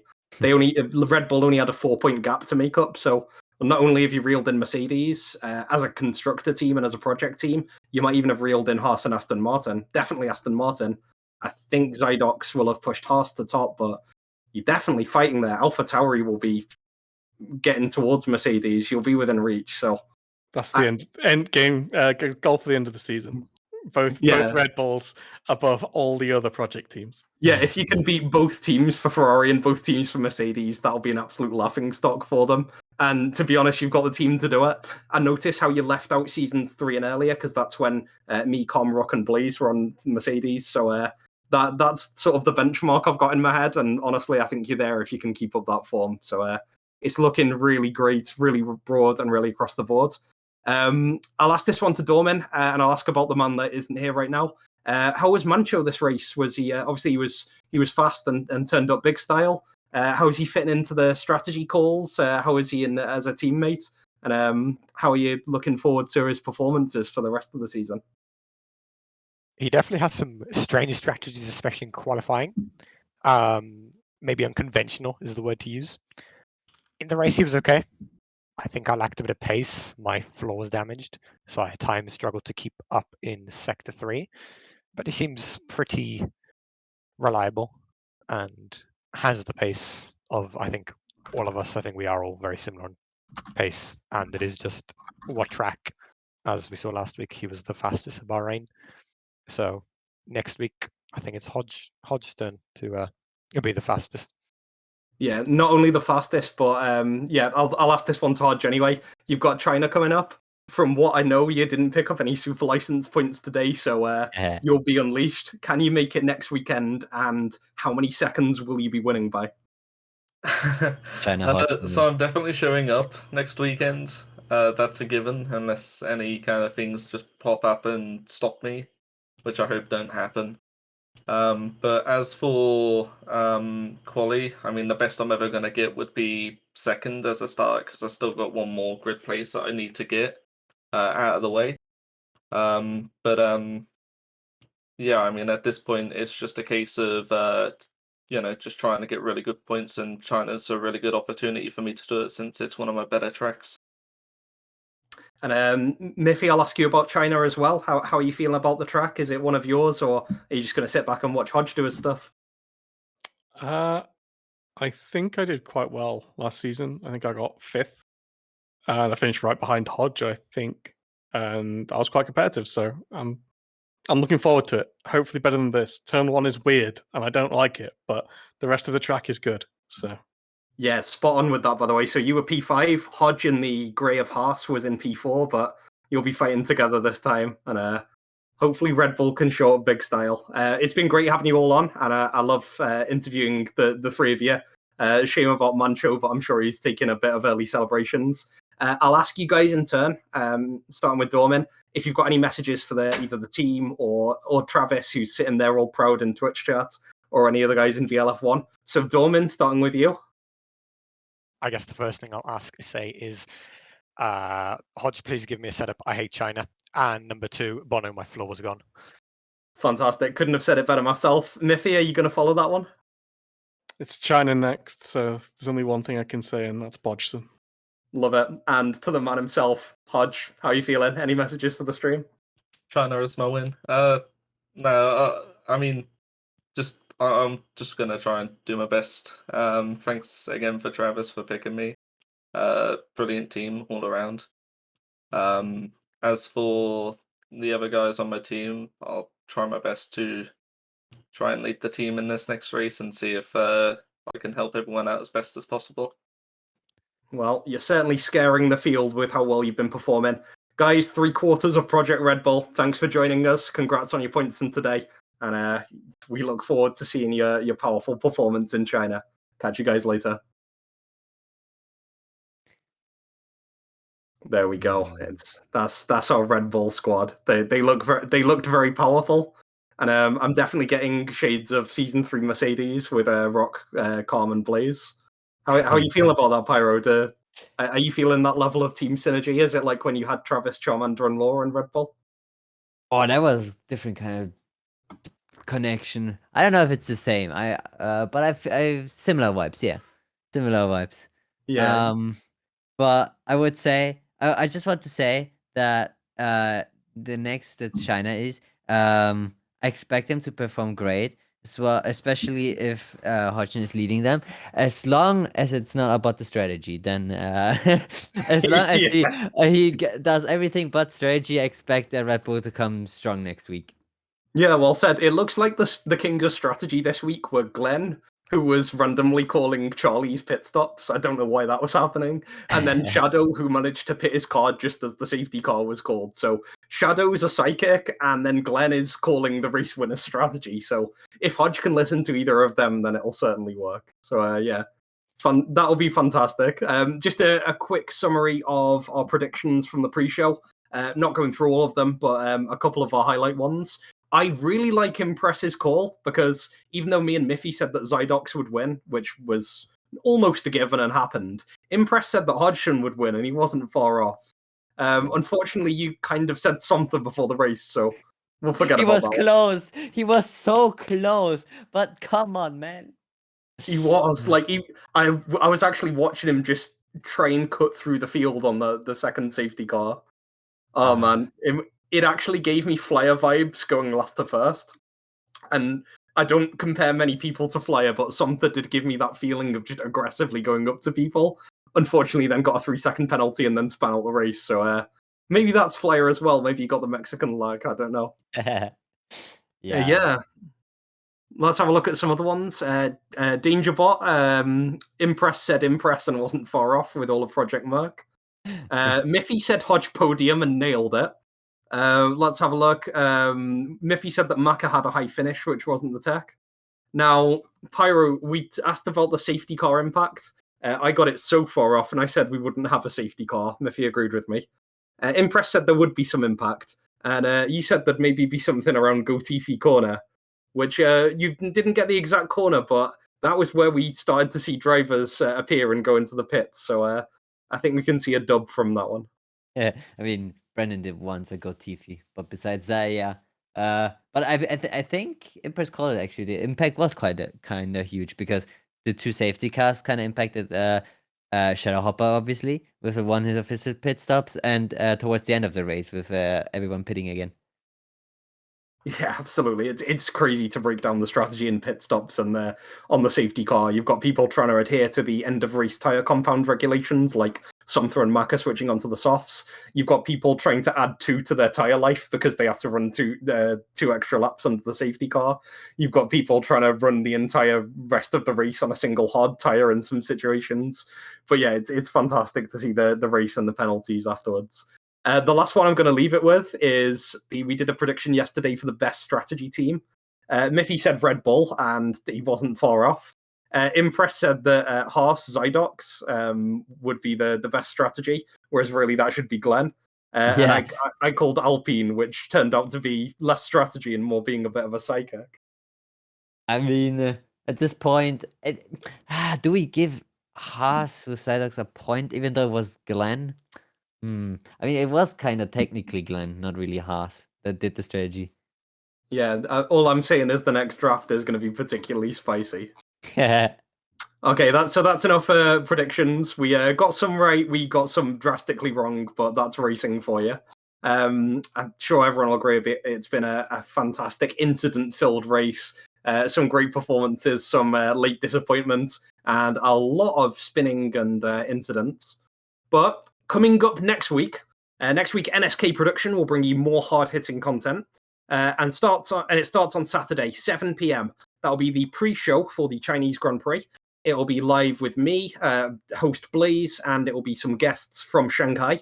We'll see who we can get live on twitch.tv/BlazeHomewrecker. And then Sunday, 6:45 p.m. for the main event, the Chinese Grand Prix, quali and race together. Every moment live as ever with our team, every lap here at twitch.tv/officialValence League, and catch up at the same Twitch address. It's been a great day here at Abu Dhabi, unless you're a Project Mercedes driver, but we'll skip over that. Pyro, it's been fantastic to have you and Charmander with me. Pyro, are there any messages you want to throw out before we close off tonight's stream? First of all, Hodge and China win, and second of all, no Spinalla, okay? No Spinallas next week. Kiera's Spinadero, or whatever the Chinese equivalent is. I'm not going to attempt it live on stream. Everyone, it's been fantastic being a desk host for you tonight. Cheers to Pyro and Charmander, who were tonight's race commentator, and also Pyro running between the race and the desk. Fantastic cardio from him. Stillbend is our man behind the desk, running all sorts, including a new telemetry option. Let us know how it went if you can watch the slideshow back. Cheers to all of our drivers, including captains, stewards, whatever roles you play, including Somtha, making sure that Hodge is disqualified for China. And cheers to everyone who was watching in Twitch chat, including we had Jeffs, including Fabs, we had captains, including Trav, getting off from his push shift.